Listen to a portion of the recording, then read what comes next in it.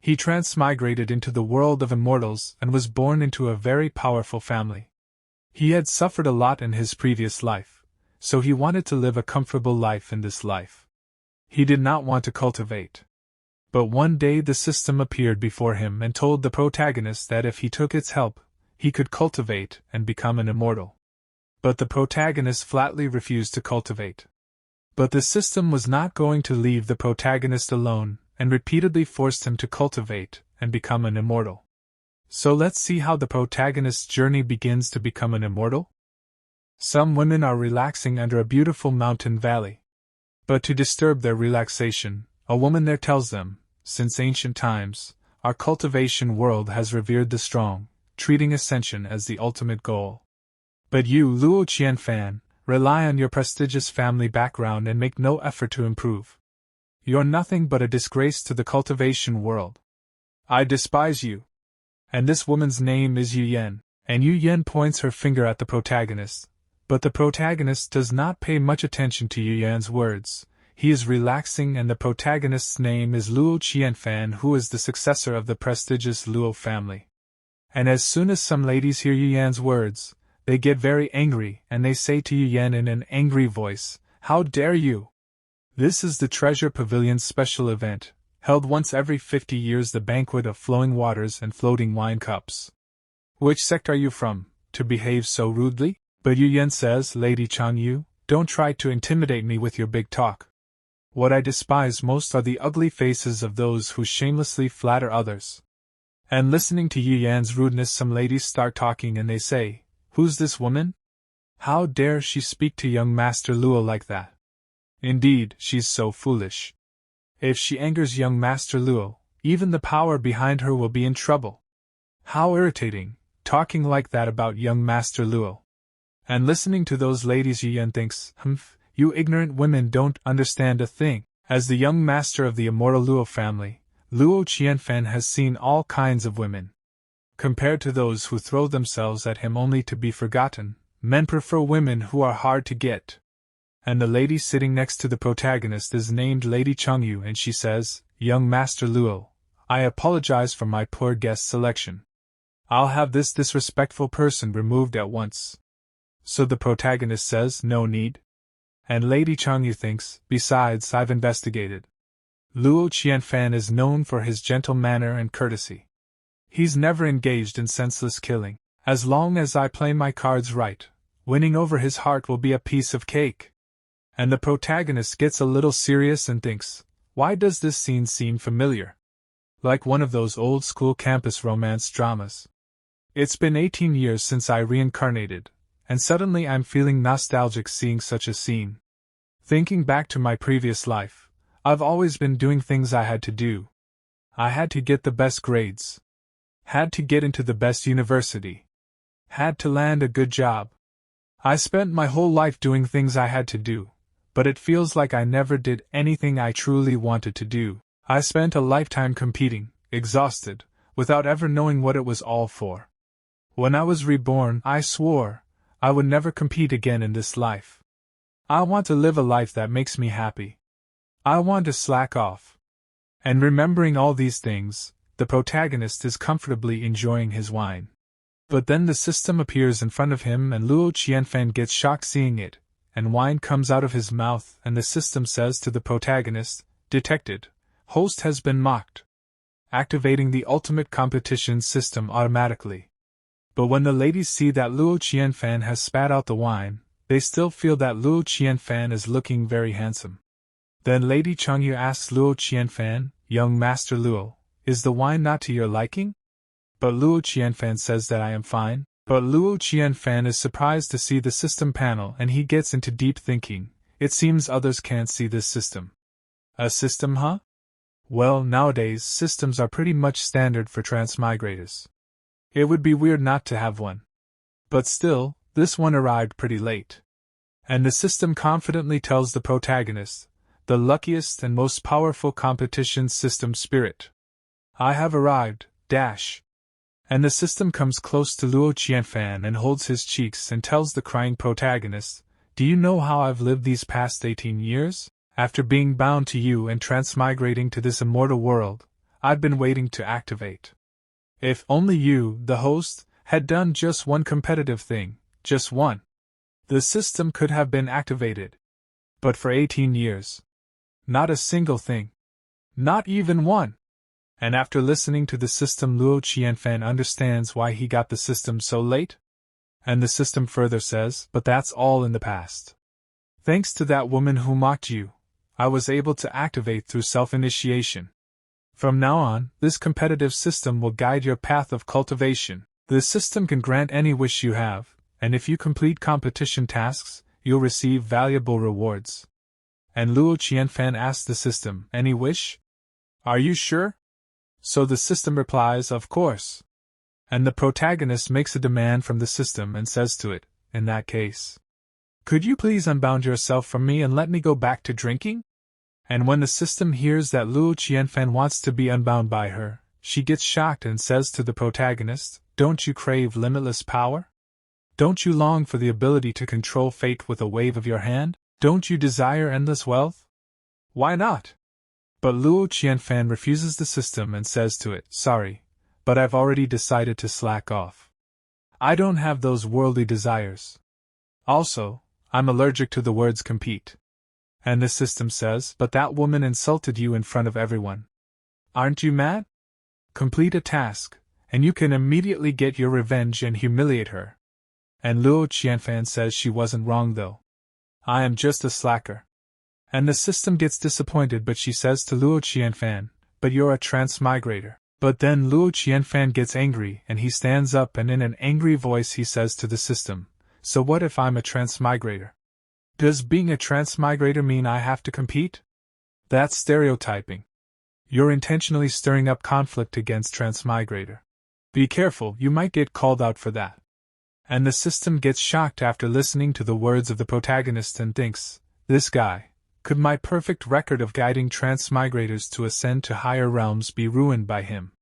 Damn it! Just you wait. Then the system leaves. And Luo Qianfan smiles and he thinks, so? Looks like that system spirit has let me return. Given up? Heh, no way I'm going back to competing after getting a second chance at life. And seeing Luo Qianfan angry, some ladies talk, look, young Master Luo is smirking. He's angry. It's that woman's fault. Will we be dragged into this if he's mad? And Yu Yan thinks, why isn't he saying anything? Did I go too far and truly anger him? Should I try to smooth things over? But then someone comes to this place and he says, the lady speaks the truth. Luo Qianfan, I hear you haven't even reached the foundation establishment stage. Apart from relying on your family background, what else can you do? Rest assured, my lady.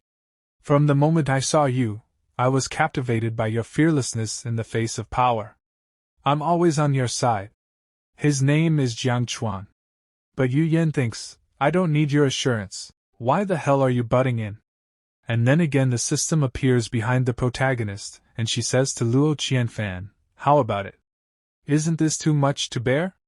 Just complete a competitive task, and you can slap their faces hard. But Luo Qianfan smiles and he thinks, if you want to slap faces, why rely solely on your system? Fine, let me show you how a young master like me handles things. And Lady Changyu says, come, escort these two out. But Luo Qianfan asks Lady Changyu to wait, and he says to both of them, troublemakers, you two have truly moved me with your words today. Since birth, when I wanted to cultivate, I had endless spirit pills and elixirs at my disposal. When I wanted to play, I had countless heavenly treasures to waste. You could say my illustrious family background has made me number to everything. I hate my wealth. It turned me into an empty shell.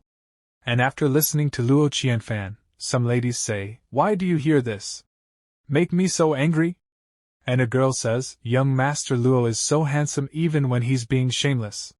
And Yu Yan thinks, as expected, I've caught his attention. I don't know why, but listening to him makes me angry. Now I just need to adjust my attitude appropriately, and make him fall for me step by step. Then Luo Qianfan says, so, how about these 5,000 spirit stones to hire you to stay by my side and remind me of my arrogance? And as soon as they hear Luo Qianfan's words, they get very shocked. And the system also gets very shocked. Then Luo Qianfan says, is it not enough? How about 10,000 spirit stones a month? And Jiang Chuan says, do you think Lady Yu would lower herself for your meager spirit stones? And Yu Yan says, Sword Cultivator Yu Yan pledges to accompany young Master Luo for life, in both indulgence and pleasure. And Jiang Chuan gets very shocked on hearing Yu Yan's words. Luo Qianfan was enjoying it a lot, and the system started breaking his heart into pieces. Jiang Chuan's heart also breaks because he feels that Yu Yan is a gold digger. And Yu Yan goes close to Luo Qianfan and says to him, Brother, please show some self-respect. I belong to young Master Luo now. I don't know you well. Then Yu Yan starts feeding grapes to Luo Qianfan with her hands, seeing which the ladies on both sides of Luo Qianfan start getting angry. And Jiang Chuan gets very angry with Luo Qianfan and shouts at him, Luo Qianfan, I challenge you to a duel. And hearing Jiang Chuan's words, the system becomes very happy and laughingly says, hee, now your young master act won't work, will it? But Luo Qianfan is still relaxed and he says, oh, is that so? And Jiang Chuan says, Luo Qianfan, do you dare come down and fight me? And the system tells Luo Qianfan, so, now you're scared, aren't you? In the cultivation world, only strength rules. No matter how powerful your family background is, without strength, even a privileged slacker has to bow down. Don't you feel a burning desire to become stronger? I can help you become stronger if you just complete the task. But Luo Qianfan says, there is a hierarchy even among slackers. Ordinary slackers are arrogant and only bully the weak. Which of yours eyes sees that I'm scared? High-tier slackers look down on everyone and always end up being slapped in the face. But there are also those like me. A top-tier slacker. For a top-tier slacker, there's no need to worry about anything. Naturally, someone around me will take the initiative to solve it for me. And Lady Changyu comes in front of Luo Qianfan to fight for the protagonist, and she says to Jiang Chuan, one after another, you all disrespect my guests like this. Do you really think I won't kill? And Lady Changyu, she releases her dangerous spiritual power against which Jiang Chuan cannot stand. And everyone gets very scared after seeing Lady Changyu's aura and they say, what an overwhelming aura. Lady Changyu is that powerful? Lady Changyu usually only hosts immortal banquets, and rarely fights. We almost forgot that besides being a famous celestial chef, she's also a grand cultivator in the 7th realm of the Yang Spirit stage. And when the system saw that Lady Changyu had come forward to fight in place of Luo Qianfan, then it was very shocking. She gets more shocked. Then Jiang Chuan says to Lady Changyu, why you? You're a 7th realm cultivator, bullying the weak. I refuse to accept this. And Luo Qianfan says, interesting. So when others rely on their cultivation to pressure you, it's bullying, but now that I'm not even at the foundation establishment, you're using your superior cultivation to challenge me? What does that make you? And after listening to Luo Qianfan's words, the people around him say, exactly. Allowing yourself to do it but not others, how shameless. These people have completely disgraced the name of sword cultivators. And after listening to those people's words, Jiang Chuan starts getting nervous. But he gets even more angry and says, damn it. Even if you're a 7th realm grand cultivator, I'll fight you. But then Lady Changyu attacks Jiang Chuan and that too with a small stick. But Lady Changyu's power is very high due to which Jiang Chuan is not able to stop her attack and he starts sliding away. But then someone comes behind Jiang Chuan and stops him from falling. He takes it. And seeing him, Lady Changyu becomes a little serious. And we see that Jiang Chuan's master has come to this place, and he says to Lady Changyu, please show mercy. Lady Changyu, may I ask what did my worthless disciple do to deserve such harsh treatment from you? Or do you think your treasure pavilion can simply disregard my Kanglan sword sect? And Yu Yan tells Luo Qianfan, young master, this is Elder Su of the Cunlong sword sect. It's said he's at the peak of the 8th realm. He rarely appears as he's usually in section. He must have come out specially because of his direct disciple. And Luo Qianfan thinks, classic defeat the weak, face the master scenario, huh? That system is probably going to freak out again. And the system is very happy to see that elder gets shocked, and she starts laughing and she says, "Truly lucky, the heavens don't intend to abandon me yet.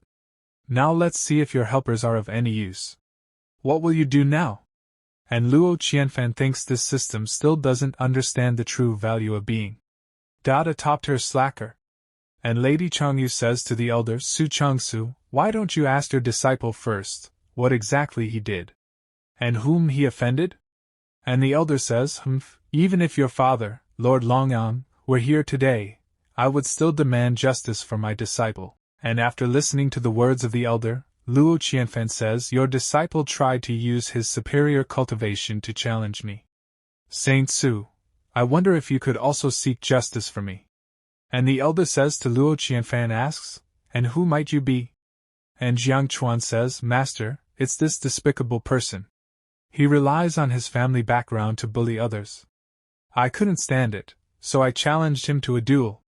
And Yu Yen shouts, "Don't twist the facts here. I sincerely admire young Master Luo's character, which is why I'm willing to serve him. How dare you fabricate lies like this?" And Luo Qianfan gets a little surprised seeing Yu Yan's anger, but he says, "Saint Su has been in seclusion for many years, so it's no surprise you don't recognize me. My family name is Luo." And as soon as the elder hears Luo Qianfan's family name, he gets very shocked and asks, "What relation do you have with Luo Wuji?" Luo Qianfan proudly replies, "He is my father." Then the system tells Luo Qianfan, "Quit struggling and follow this system's guidance quickly. How could a dignified saint possibly care about your family background? Only your own cultivation is the ultimate reliance." But now when the elder knows what Luo Qianfan's family name? And what is his relation with his family? Now the elder's tone changes and he politely says, "Ah, so you're the son of the Luo family patriarch." And the system is very shocked when it sees that now the elder is talking very politely to Luo Qianfan. And Jiang Chuan is shocked to see the changed tone of the elder. And the elder laughs and says to Luo Qianfan, "I was wondering where such a dazzling genius had appeared from.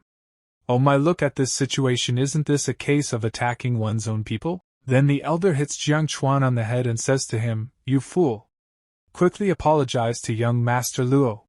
Young Master Luo is such a noble figure, he would never do the things you accused him of." And the system is very shocked to see the actions of the elder. And Luo Qianfan laughs and says to the elder, "Misunderstandings are bound to happen. It's good that we've cleared things up. Saint Su, you know my father?" And the elder says, "The prestigious Luo family is famed far and wide. I'm but a humble nobody, not even worthy of your father's acquaintance. Years ago, I had the honor of seeing him from afar. He was truly a transcendent figure, a celestial descended to the mortal realm. You fool, quickly thank you young Master Luo for his generosity." Then Jiang Chuan goes ahead and bows before Luo Qianfan and says to him, "Young Master Luo, thank you for your generosity." And Luo Qianfan, like a gentleman, says, "It's just a small matter. Sorry for the commotion, everyone. This banquet was meticulously prepared by Lady Changyu. Let's not waste the fine food. Come, let the banquet continue. Let's have drinks." But Jiang Chuan betrays and moves forward to attack Luo Qianfan with a sword, and he says to Luo Qianfan, "You think I'm convinced? Die." And as soon as they see that Jiang Chuan has betrayed and now he has attacked Luo Qianfan with a sword, everyone gets very worried for Luo Qianfan. But the system is happy and she says, "There's another twist." But Luo Qianfan still has a smile on his face, and just as Jiang Chuan's attack was about to hit Luo Qianfan, a barrier is formed in front of Luo Qianfan, seeing which Jiang Chuan gets shocked. And we see that Luo Qianfan is wearing a pendant on his neck which is a very powerful treasure, which stops Jiang Chuan's attack and pushes him away. And everyone gets shocked seeing Luo Qianfan's pendant, and they say, "The ancestral dragon's aura. That's the ancestral dragon pendant." And Jiang Chuan hits a stone and falls on the ground. Then Luo Qianfan smilingly says, "Life is too short. There are so many interesting things to do. Why waste all that energy on endless conflicts?" And the system again becomes very sad and it says there's no twist at all. Then Luo Qianfan takes off the pendant from his neck and he says to the elder, "Saint Su, A master who doesn't teach properly is neglectful. You should discipline this disciple of yours well. And the elder says, Young Master Luo, please calm your anger. I will severely punish this rebellious disciple and give you a satisfactory explanation. And Luo Qianfan throws away the pendant, and while leaving he says, My mood is ruined. Lady Changyun, you're the host of this banquet. How they compensate afterwards is up to you to decide. And Lady Changyu bows down and says goodbye to Luo Qianfan, but Lady Changyu is very angry with Elder, and she says in an angry voice, Su Changsu dash. Do you know how long I've been preparing to invite young Master Luo to this banquet? And Elder says, Lady Changyu, I'm truly sorry. It's all because of my poor teachings, Lady Changyu. I'm willing to compensate. I'll compensate for all your losses. After some time we see that Elder and Jiang Chuan are outside the sect because they have been thrown out of the sect. And Elder says to Jiang Chuan, You've been my disciple since your childhood, and your cultivation path has been too smooth. This setback is a good lesson for you. But Jiang Chuan angrily calls Elder a coward, and Elder gets very angry on hearing this, but Jiang Chuan says to Elder, I said you're a coward, Master.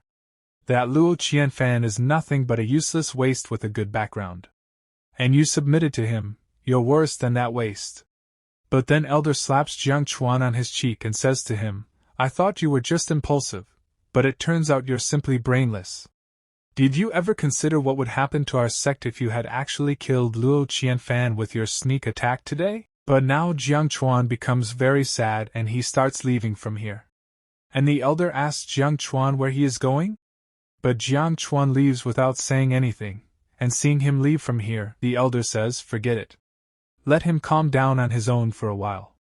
Then we see Jiang Chuan in a corner who is very angry and he is hitting his hand on the wall, and he says, Luo Qianfan, I'll kill you sooner or later.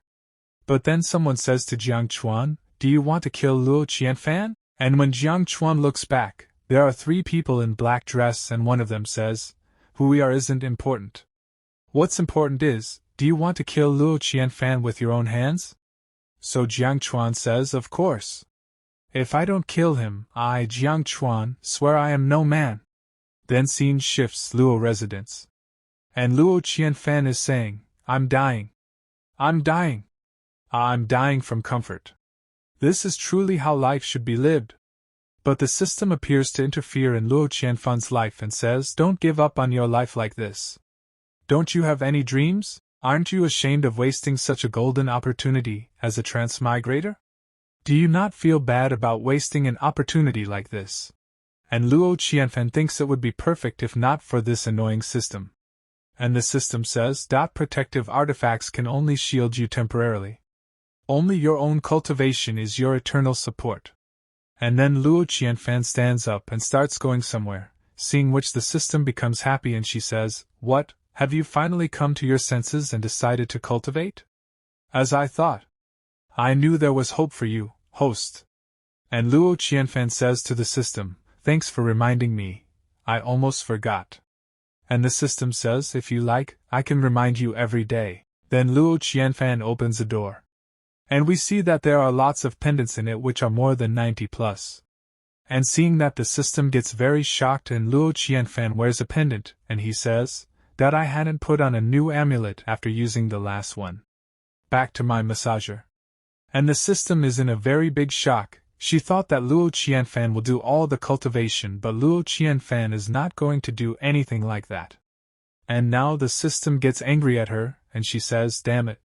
You're forcing me now. Humph. I originally wanted to act like a normal system with you, but all I got in return was cold treatment.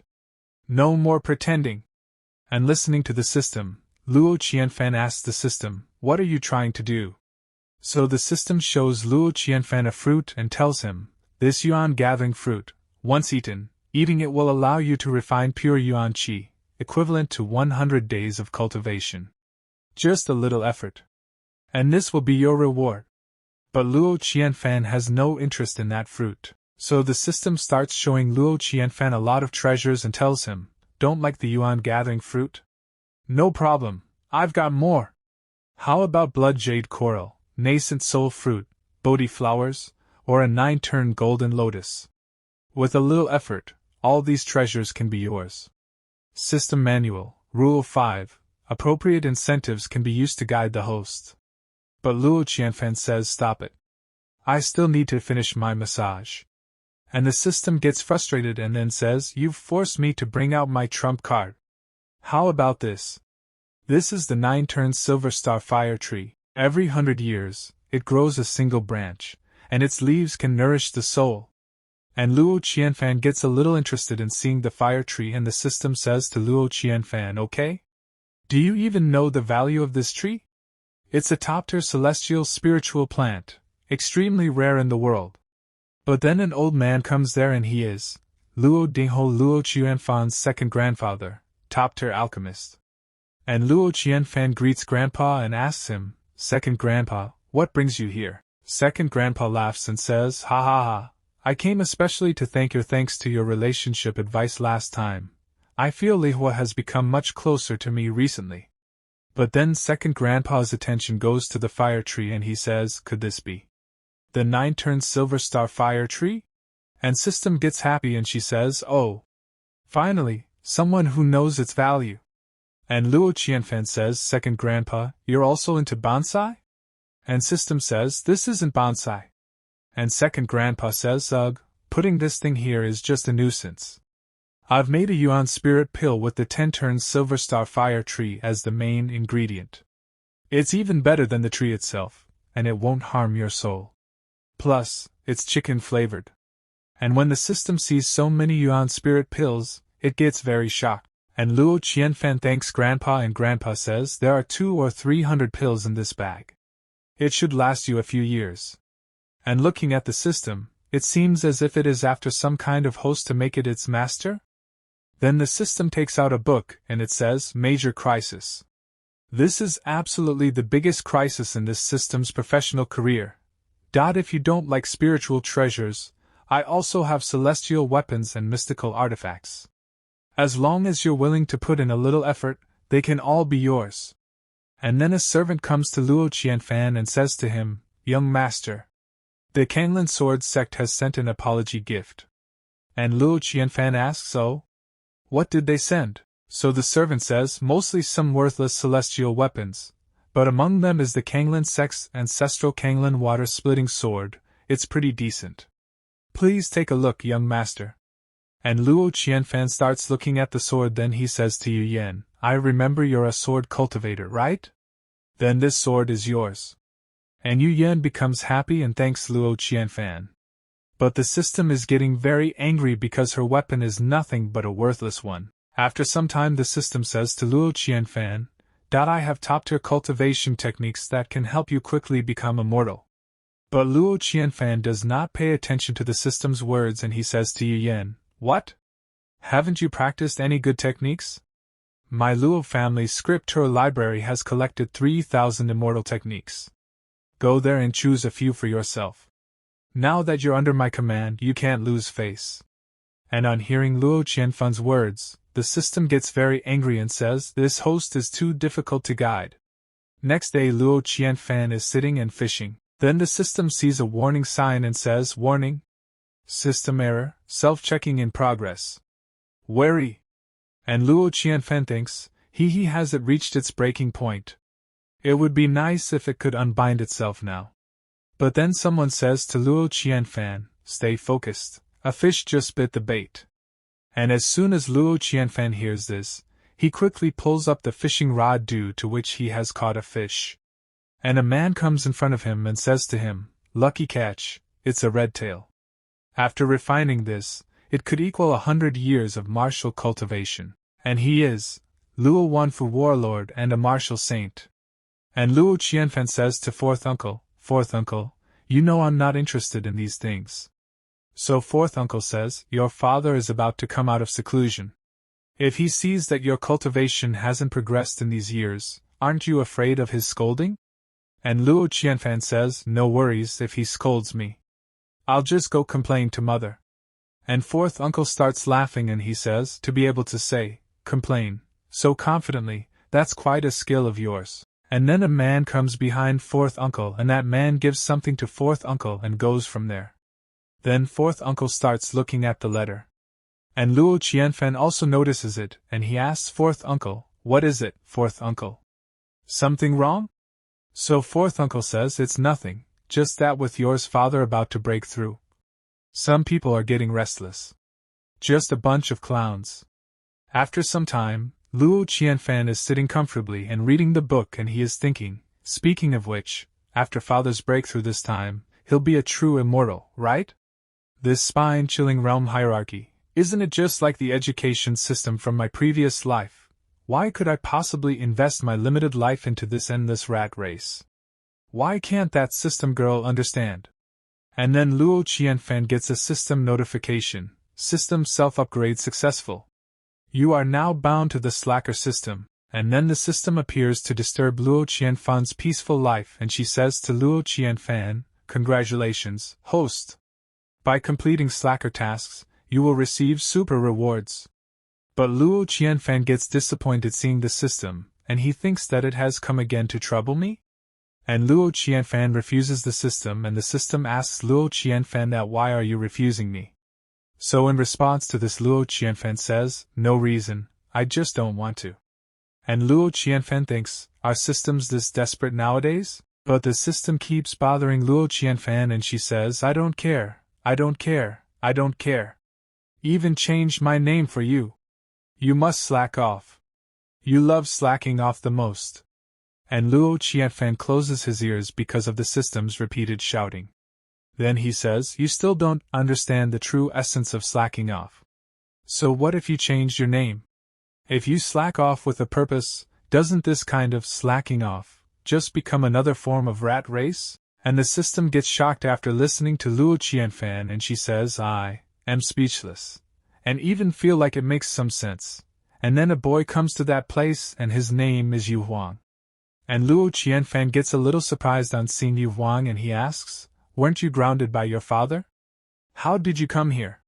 So Yu Huang says, "There's a courtesan competition at Linglong Pavilion today, so I sneaked out." So Luo Qianfan says, "Aren't you afraid your father will punish you?"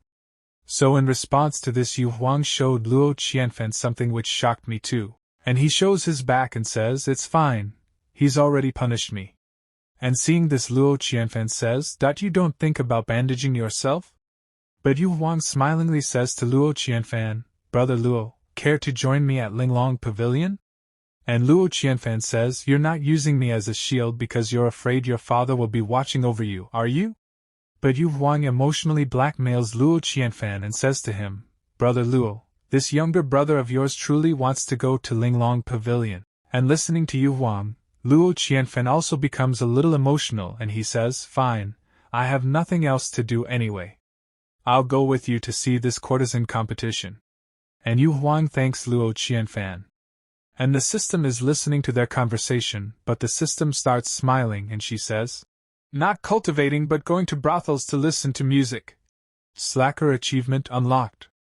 And then Luo Qianfan's body starts glowing, and the system says to Luo Qianfan, "Received spiritual energy as reward," and the cultivation level rapidly increased. And a golden-colored aura starts coming out of Luo Qianfan's body, which goes up tearing the sky, and seeing this everyone gets surprised, and Jiang Chuan also sees this thing, and he says, "This is resonance of the great Tao." And the man in black clothes says, "Could it be that Luo Wuji is about to exit seclusion and face his tribulation? Impossible! How could it be so soon?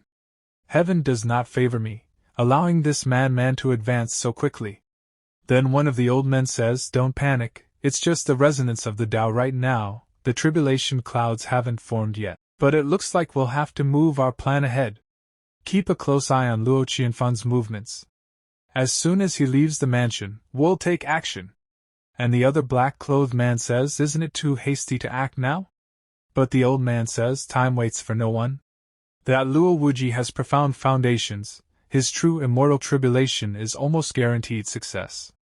The only way to injure him is to kill his son before the tribulation, shattering his Tao heart, and using them tribulation against him. Jiang Yisher, the immortal Luo family has long been a scourge. Whether we can slay this villain now depends entirely on you." We then see Luo Qianfan, who is shocked, and Yu Huang is a little surprised. but he is very happy for Luo Qianfan and he says, "Young Master Luo? What was that just now? Did you awaken your true divinity, or did you invite a deity to possess you? You never seem to cultivate, but turns out you were secretly working hard." But Luo Qianfan says, "It's not what you think. This was an accident. I'm not the hard-working type at all." And Yu Huang says, "Brother Luo, don't worry, I get it playing dumb to catch the tiger, right?" And Luo Qianfan tries to make Yu Huang understand and says to him, "You don't get anything. I told you, it's not like that." And then System comes behind Luo Qianfan and she says, "Phew, congratulations on your cultivation breakthrough, Master." And Luo Qianfan says, "Was this your doing, you troublemaker?" And System laughs and thinks, he after experiencing the joy of a breakthrough, have you changed your mind? Little by little, I'll slowly bring you down."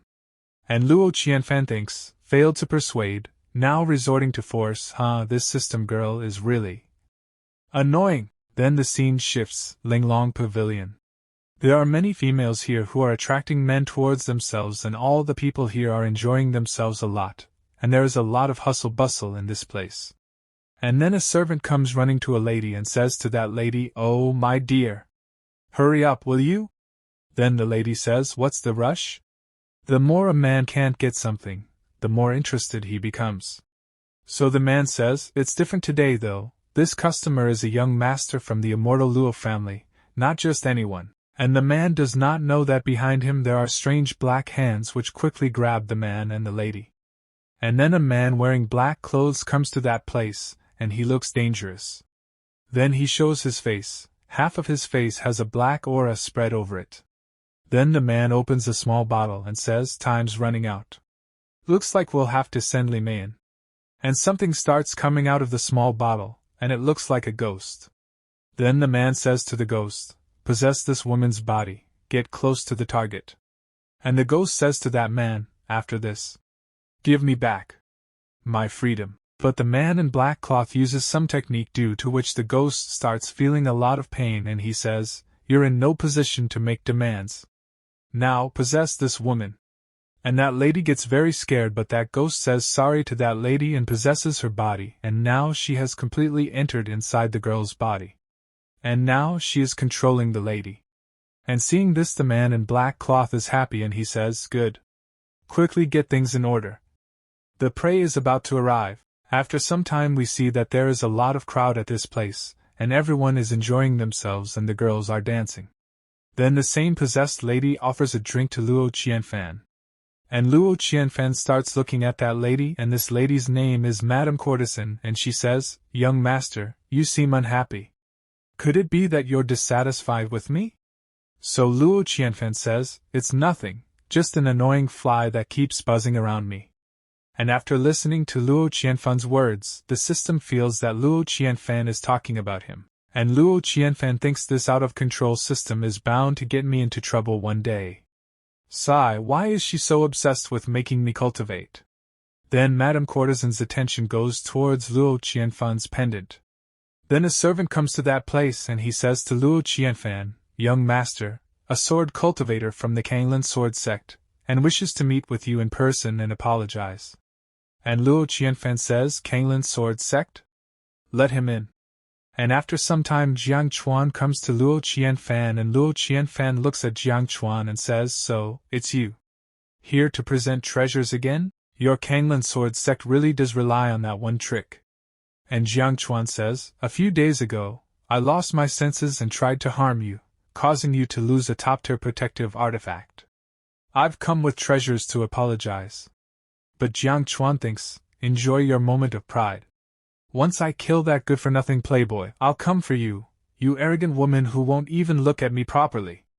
Then the servant shows the artifact to Luo Qianfan and Luo Qianfan also starts looking at the artifact carefully. But then Madame Courtesan uses her power to destroy Luo Qianfan's pendant, and the System notices this, and he gets a little scared.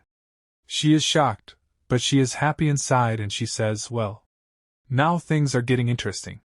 System Manual, Article 13. Putting the host in life and death crises can increase their dependence on the system. My chance has come again. And Luo Qianfan looks at the system and he thinks, this guy. What's she scheming this time? And the system rewards Luo Qianfan and says, host lazes around again, slacker bonus activated, slacker gift package awarded. And Luo Qianfan looks at the system with angry eyes and says to it, stop messing around. Then we see Jiang Chuan, who is now ready to use one of his techniques, and he understands that the time has come. Then he starts activating the butterfly formation, seeing which Yu Huang gets very scared. But then a soldier comes in front of Luo Qianfan to protect Luo Qianfan. And the soldier attacks Jiang Chuan and destroys his formation. And then we see that the men in black clothes come there and the soldier asks them who they are. But they don't say anything and activate a formation, due to which a pressure is generated, and seeing this they get very surprised and the soldier says, damn, it's an imprisonment formation. Then the soldier looks at the man in black clothes and understands what he has to do. Then he orders his soldier and tells, those 4 are the core, kill them to break the formation and save the young master. Then we see Jiang Chuan, who is very angry, and he says to Luo Qianfan, the formation is complete. No one above foundation establishment can enter now. Luo Qianfan, I want to see how you'll escape this time. And Luo Qianfan says, did you forget? There's still a foundation establishment swordsman here. And Yu Yan attacks Jiang Chuan and Jiang Chuan gets angry seeing this. But Yu Yan tells him, I belong to young Master Luo now. How can I just sit back and watch you harm him? And Jiang Chuan says, fine, then I'll deal with you first. Then both of them start fighting. Then the system tells Luo Qianfan, that new subordinate of yours doesn't look like he's a match for that guy. How does it feel to be in despair? And Yu Huang gets a little nervous and tells Luo Qianfan, Brother Luo, going out for fun with you is way too risky. And Luo Qianfan says, you're quite the gentleman, aren't you? When those poison insects flew in, you instinctively protected the beauty beside you. And Yu Huang gets happy on hearing this and he says, my dad always taught me, a man's success depends on the right time, place, and people. The same goes for failure. But if a man can't protect the woman by his side, he's utterly useless. And the system thinks, pretend all you want. Just wait until you realize your protective artifact has failed, you'll come begging me for help. Then the system imagines how Luo Qianfan will finally beg for help from him. What? My protective artifact is broken. System lady, save me. You've unlocked the Slacker's Mega Gift Pack. You received 5 critical hit block cards. Critical hit block. As expected, when it matters most, the system lady is the most reliable. I'll listen to her from now on. And imagining this, the system starts laughing and seeing the system laughing like this, Luo Qianfan says, this system is getting crazier day by day. And then Jiang Chuan hits Yu Yan. And seeing this, the system starts getting happy. Then Jiang Chuan starts moving towards Luo Qianfan and says to him, Luo Qianfan, now it's your turn. And the system happily says, finally, time for this system to shine. And then someone breaks the roof and enters the pavilion, and due to his power Jiang Chuan falls away. And we see that a dangerous man has come in front of Jiang Chuan and he is Luo family's divine guard, Su Gao. And Su Gao looks at Jiang Chuan and says to him, arrogant brat, drop your sword, and I'll leave your corpse intact. And Jiang Chuan gets scared and he says, how could this be? Weren't they supposed to hold out for at least for an incense stick? It's only been a moment, damn it! This shouldn't be happening. And Jiang Chuan tries to run away from this place to escape from Su Gao. But when Su Gao sees that he is running away, then how can he let Jiang Chuan go so easily? So he quickly goes and holds Jiang Chuan's head and says to him, attempting to assassinate our young master, you must die. And Jiang Chuan says in fear, no. Please. I'm from the Kanglan sword sect. And seeing this the system becomes sad again. But then someone says, Brother Luo, watch out. And we see that Yu Yan attacks Luo Qianfan, and seeing this the system becomes happy and she says, there's still a chance. Look at my critical hit blow. But then someone comes to block Yu Yan's attack and hits Yu Yan very easily and throws her away. And she is Luo Qianfan's personal attendant. And the system be like, seriously, you're hiding all these fucking people around you just to play mahjong. And Yu Yan recalls that she was given a mission and was told, Your mission is to infiltrate and stay close to Luo Qianfan, wait for their opportunity, and assassinate him. And Yu Yan thinks success, this fool is so easy to deceive. When I use this sword to kill you later, I wonder what you'll think. As expected of the infamous foolish young master, he probably doesn't even know the value of this scripture pavilion. Too bad the mission comes first, otherwise I'd love to take a look at the rare manuscripts of the immortal Luo family. And Luo Qianfan says to Yu Yan, I thought you'd keep up the act for a bit longer, but you reveal your true colors quicker than I expected. And Yu Yan gets a little surprised. Then she says, the world sees you as a fool and wastrel, but it seems they've misunderstood. When did you start suspecting me? So Luo Qianfan says, whether I gifted you a sword or awarded you cultivation technique, you always gave me the same wide-eyed, fake reaction. I couldn't sense any excitement from you at all. It's hard to believe you're just an ordinary sword cultivator with no background. Now you have two choices in front of you. First, tell me everything you know right now and die painless death. Second, I'll leave you with some torture experts, and then you'll tell me everything as you approach your death slowly. And Yu Yan starts grinding her teeth and she says, do as you wish, kill me or torture me? And Luo Qianfan says, good, I like your rebellious spirit. Then Luo Qianfan says to Su Gao, it seems my fourth uncle is using me as bait to fish. I knew something was off when the shadow guard handed him a secret message in front of me. Now tell me, what's going on this time? And Su Gao says the divine guards received news that some people don't want the Patriarch to break through, so a group has secretly infiltrated the city, planning to assassinate you to provoke the family head's heart demon and interfere with his tribulation. And the system comes behind Luo Qianfan and smilingly says, oh my, I smelled the scent of danger. And Luo Qianfan thinks your mood swings are too extreme. And the system says, enemies lurking in the shadows are indeed hard to defend against. What do you think, feeling scared? At times like these, only having power in your own hands works. How about it? Hurry up and start the mission, the rewards are very generous. And Luo Qianfan says, even now, you still don't understand the true value of my playboy act. Then Ing says, young master, based on this situation, strategy no 19th, 45th, 60th, and 72nd can be used from your military strategies to resolve this situation. And Luo Qianfan says, don't waste time. Just use the 72nd strategy. And Su Gao asks Ing, what is this 72nd strategy?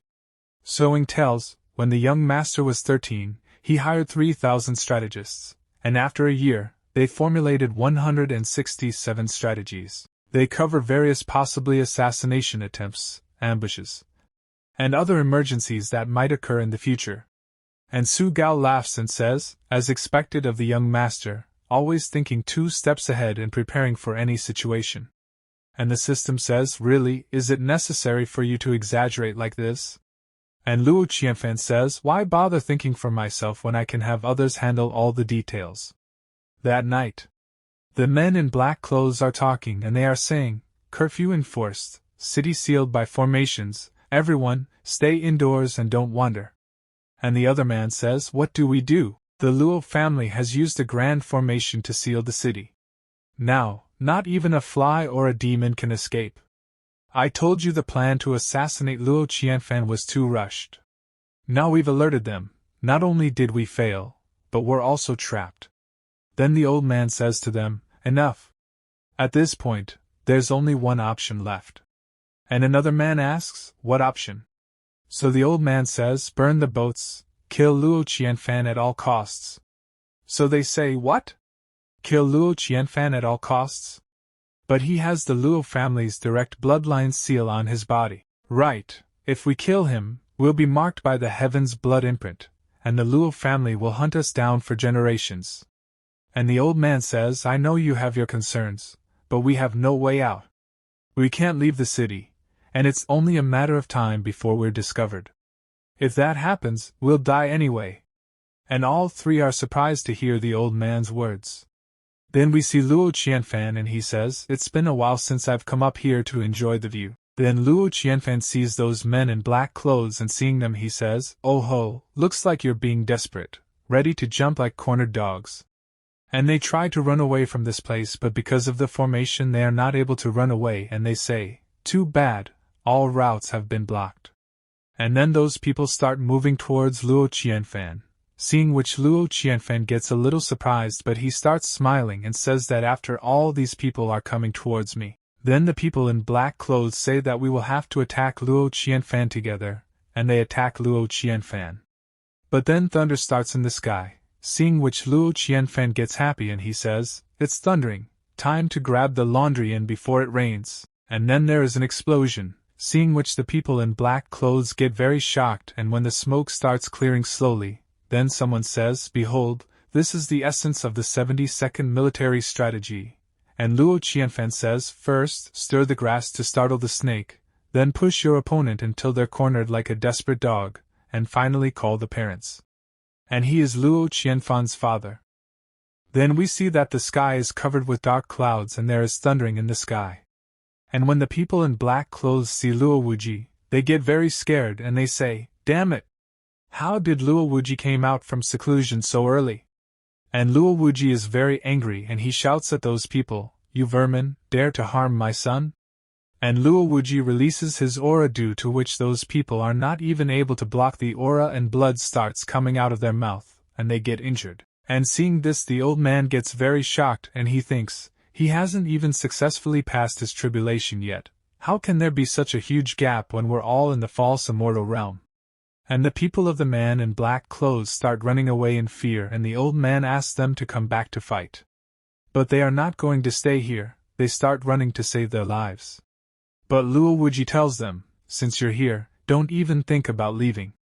And Luo Wuji attacks them and kills many of them. And seeing this, the old man asks his companions to hold on, but Luo Wuji tells them, "I will cut off your path to immortality." And Luo Wuji makes a very dangerous attack on them, seeing which both Luo Qianfan and the system are very surprised. But Luo Qianfan is happy and he tells the system, "See, compared to your so-called grand gift, this is what real power looks like." And after listening to Luo Qianfan, the system gets angry and disappears from there. Then we see the old man who is trembling with fear and he says, "Just how deep are Luo Wuji's foundations?" And then someone says, "Why is the tribulation having almost no effect on him?" And the old man hears the voice and understands that their ancestor has come here to save them. And we see that a huge spiritual hand catches those people and they get happy after seeing it and say, "The ancestor has come to save us, we're saved." And Luo Wuji understands after seeing the spiritual hand that this is a true immortal. But he starts smiling and then he takes out his weapon and he says, "Trying to save someone from me? A mere true immortal isn't qualified to make me go back on my word." And then thundering starts in the sky, seeing which Luo Wuji gets a little angry, then he does an attack due to which the sky is cut into two parts, and seeing this the old man is shocked and he says, "He split the tribulation clouds, is this guy even still a false immortal?" And Luo Qianfan says, "This is like the cultivator version of overkill. Nothing left to see here, let's head back." And as soon as Luo Qianfan moves forward, some power starts pulling Luo Qianfan towards itself, seeing which Luo Qianfan gets very shocked. And Luo Qianfan is drawn to the sky, and the one doing this is his father, and his father says, "How does it feel looking at this?" So Luo Qianfan says, "Well, it's kinda flashing." And Luo Wuji starts gathering thunder in his hands and he says, "Anything else?" And Luo Qianfan says, "That kind of noisy?"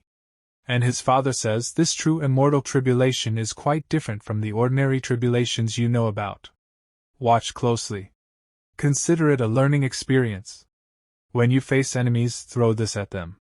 It's much better than any lightning talisman." And his father calms down a little. Then Luo Qianfan starts looking at the system. Then he keeps the lightning talisman with him. And the system starts looking at Luo Qianfan, and Luo Qianfan says to the system, "You really enjoy watching people face tribulations, huh? You're not pushing me to cultivate just to see me go through one, right?" So the system says, "No, never mind." And saying this, the system disappears again. Several hours later, fourth uncle is preparing to drink tea comfortably, and then Luo Qianfan comes to fourth uncle and he is a little angry, and he says to fourth uncle, "Fourth uncle, that was a bit unfair.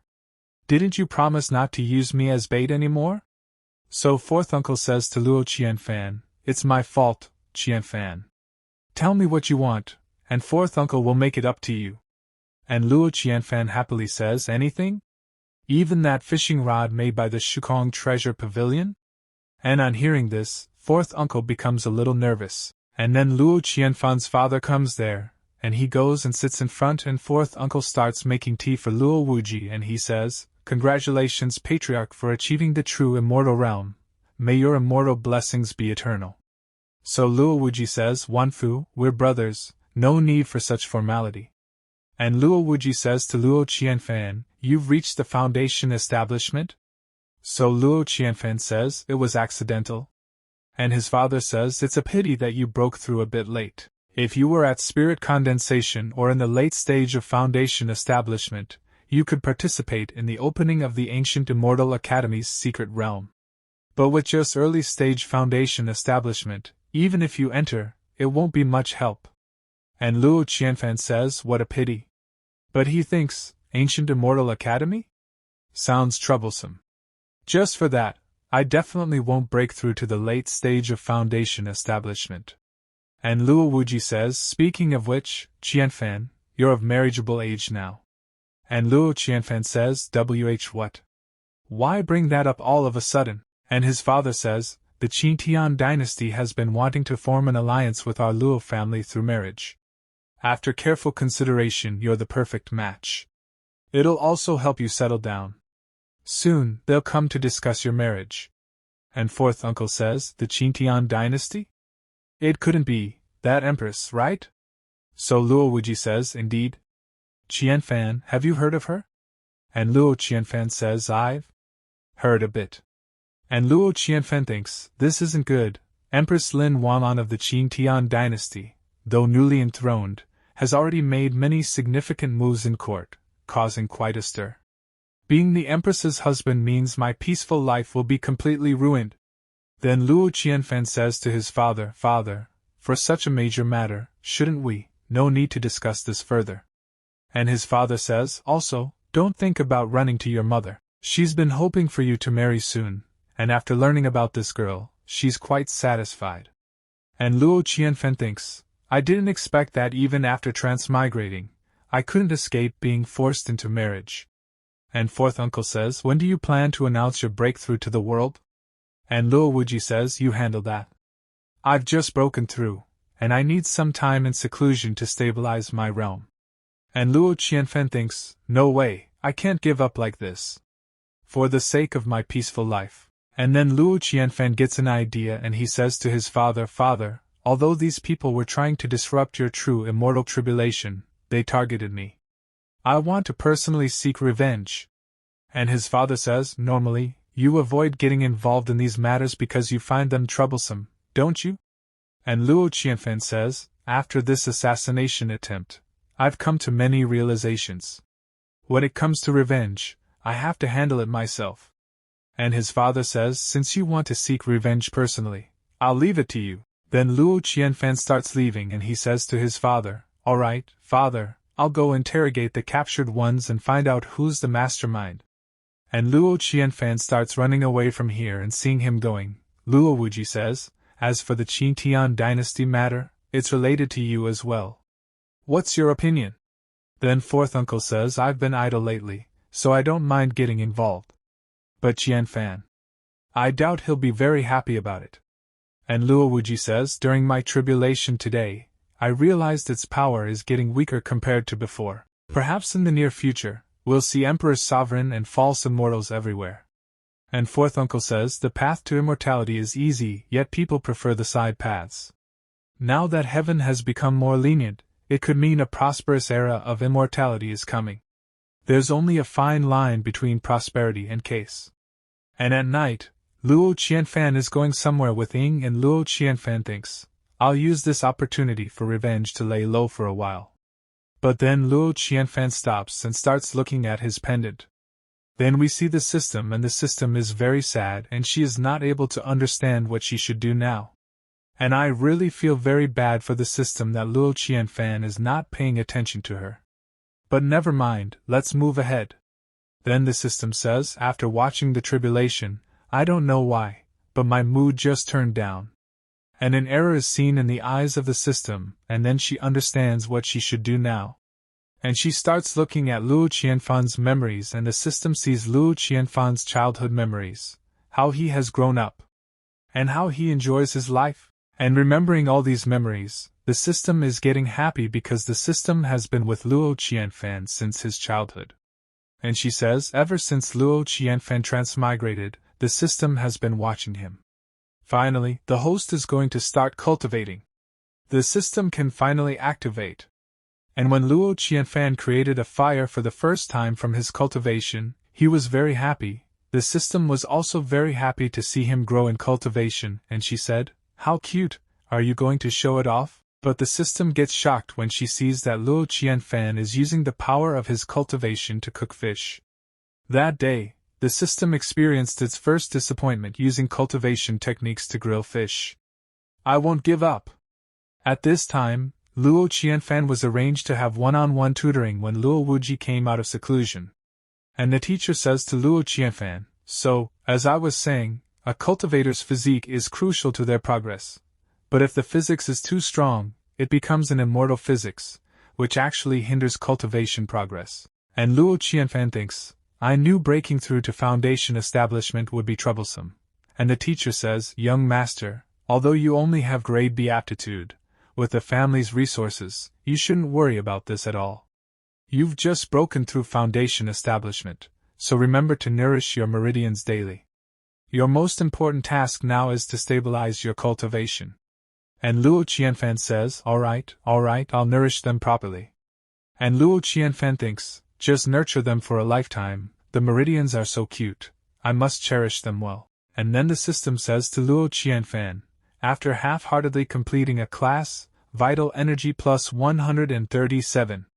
And then blood starts coming out of Luo Qianfan's mouth, seeing which the teacher is very surprised, and he comes to Luo Qianfan and asks him what happened.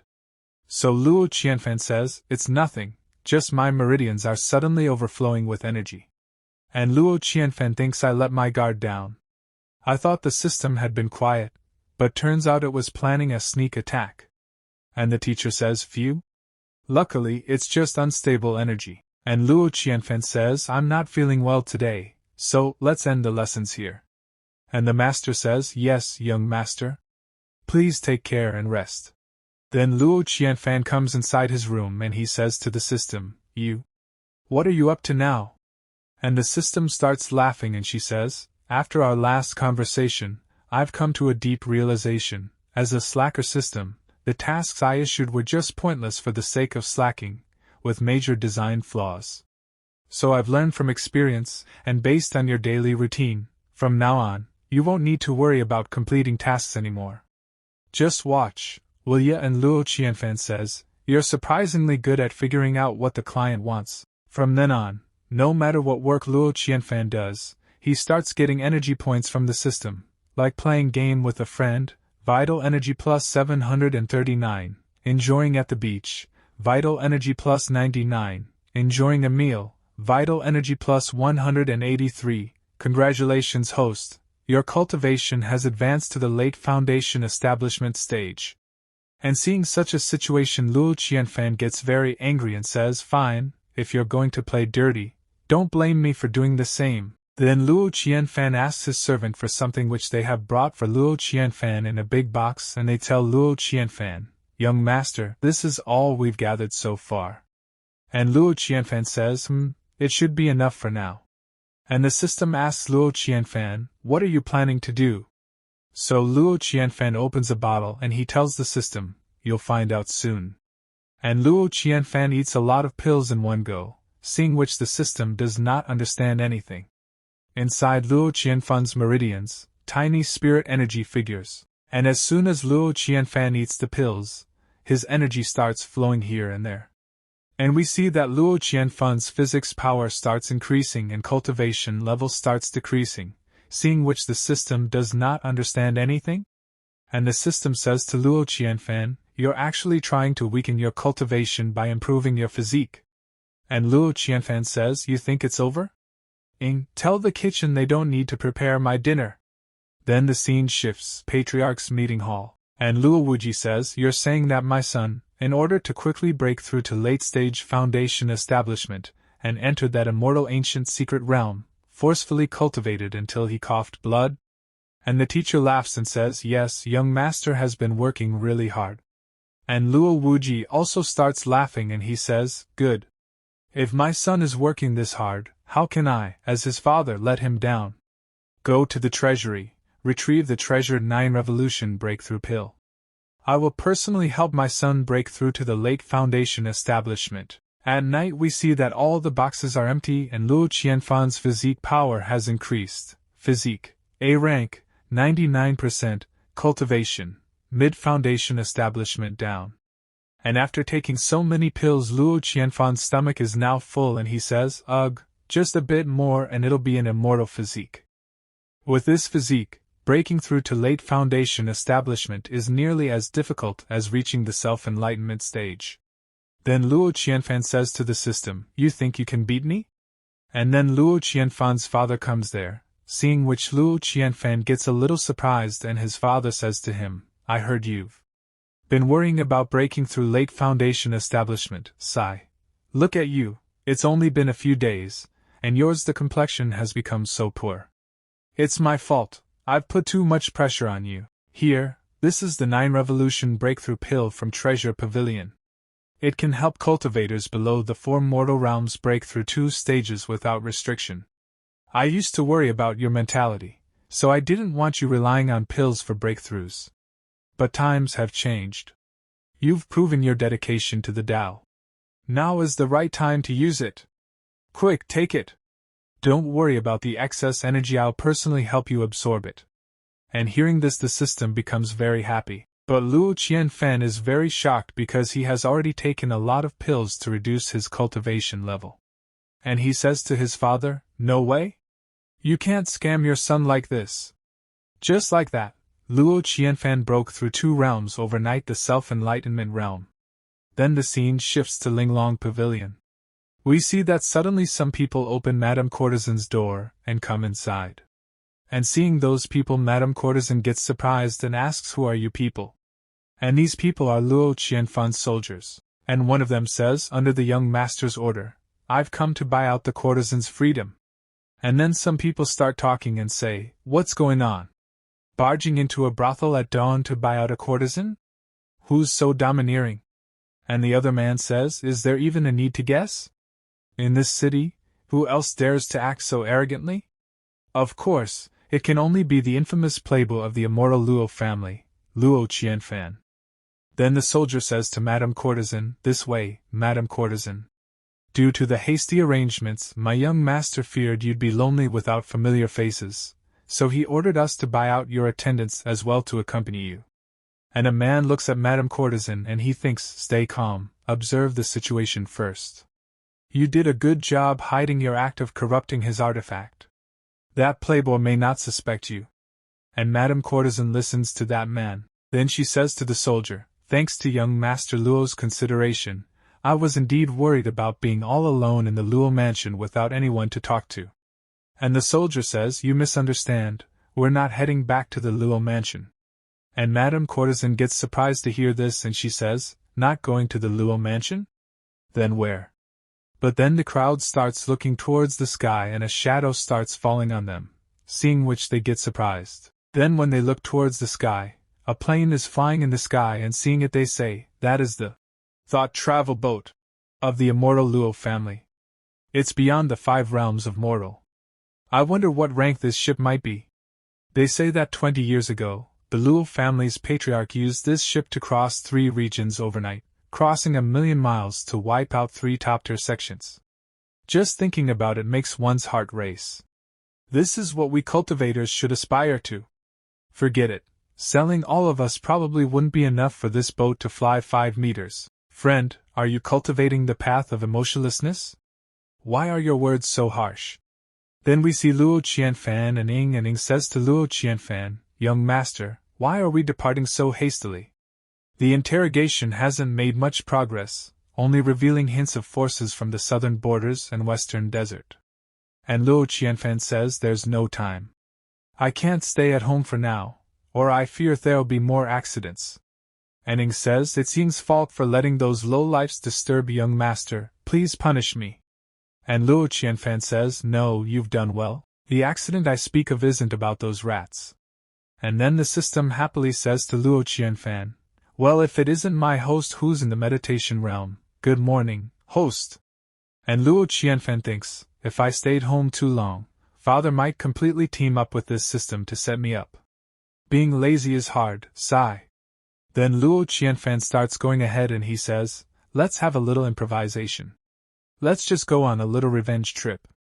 And Ing says, young master, the courtesan and her people have been settled on the boat. They seem to still be hopeful, and no suspicious behavior has been observed yet. And Luo Qianfan says, good, let's go meet our guest. Then we see Madame Courtesan in the ship's room and she is looking out of the window, and she remembers the past and what happened to her. She was caught by a man in the forest when she was in the form of a demon spirit. Then she was harassed by tying a chain around her neck. And she was told, your forest demon spirit tribe has 3 chances for symbiosis in life, your natural spies. You must master the ability to mimic anyone, only then can you fully utilize your tribe's talents. And Madame Courtesan is remembering all the things, but then someone comes there and asks her, do you like the view? In a few days, when we reach the borders of Jinluo Mountain, at night, the sky may reveal a colorful spectacle of Dao rhymes and radiant afterglows. It'll be even more beautiful. And Suna says, has young Master Luo seen the Dao resonance afterglow before? And Luo Qianfan says, never. I've only read about it in books. Then how does the young master know it will be beautiful? Because I'm going to see it, so I'm betting it'll be beautiful. And Madame Courtesan says, aren't you afraid that expecting more will lead to more disappointment?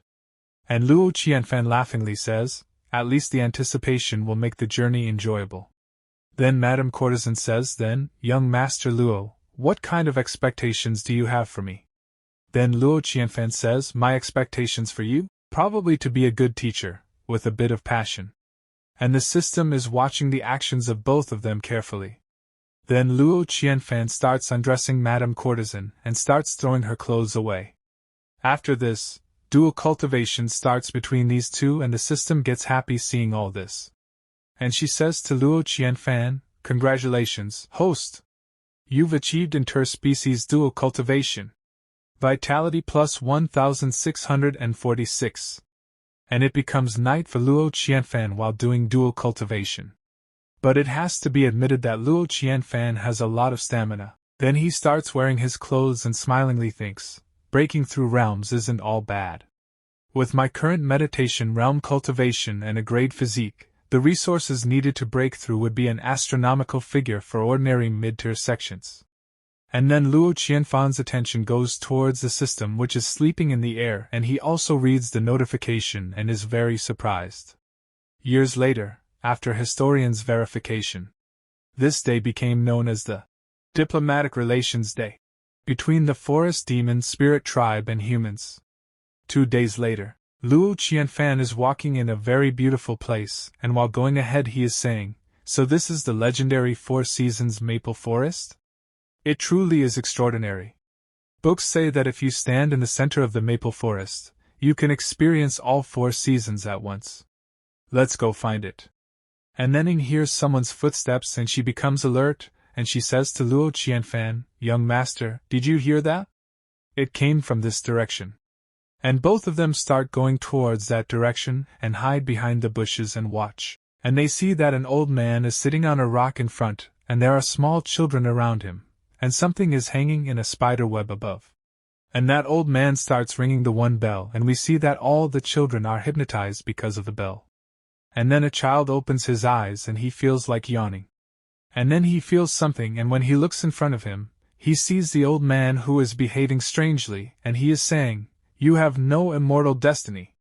Since you have no immortal destiny, then, you shall be my prey. And when the children know the real truth of the old man, they get very scared, and the old man catches one of the children and traps him in his net, but he is still saying that this is not enough for me, I need more. And so he is ready to catch more children again, But now the children start running away in fear. But how can that old man let those children go so easily? And then we see a girl who falls while running, and the old man comes behind that girl and says to her, "Little girl, why are you running? Don't you want to cultivate immortality?" And the little girl says to the scared old man, "You're a liar. You're not really teaching us how to cultivate immortality." And the old man says, "I passed down immortal techniques and taught you how to cultivate. How is that not teaching immortal cultivation? It's just that your immortal fate is too poor, you can't break through the barrier. Since you can't do it yourselves, then helping me break through won't be a waste of your life in this world." But then someone attacks the old man with a spear. Feeling that, the old man gets very shocked, but he dodges the spear attack and asks who it is. So we see Ing comes forward and holds her spear, and she says, "My young master says you've ruined his enjoyment of the forest, so he's sent me to stab you once with my spear. Stand still, don't dodge." And the old man says, "Arrogant fool! I'll use your flesh and blood to brew a medicinal soup." And Ing quickly comes to the old man and was about to put the spear in the old man's chest, but realizing this, the old man gets very nervous and with great difficulty dodges Madame Courtesan's attack. But Ing gives the old man a kick and throws him away, and Ing stands up again and jumps back on the old man to attack him and says to him, "What did you just say? Don't? There's no don't." And Ing makes a very dangerous attack on the old man, and seeing this the little girl gets very shocked, but then someone from behind says to the little girl, "It's done, you can chill now."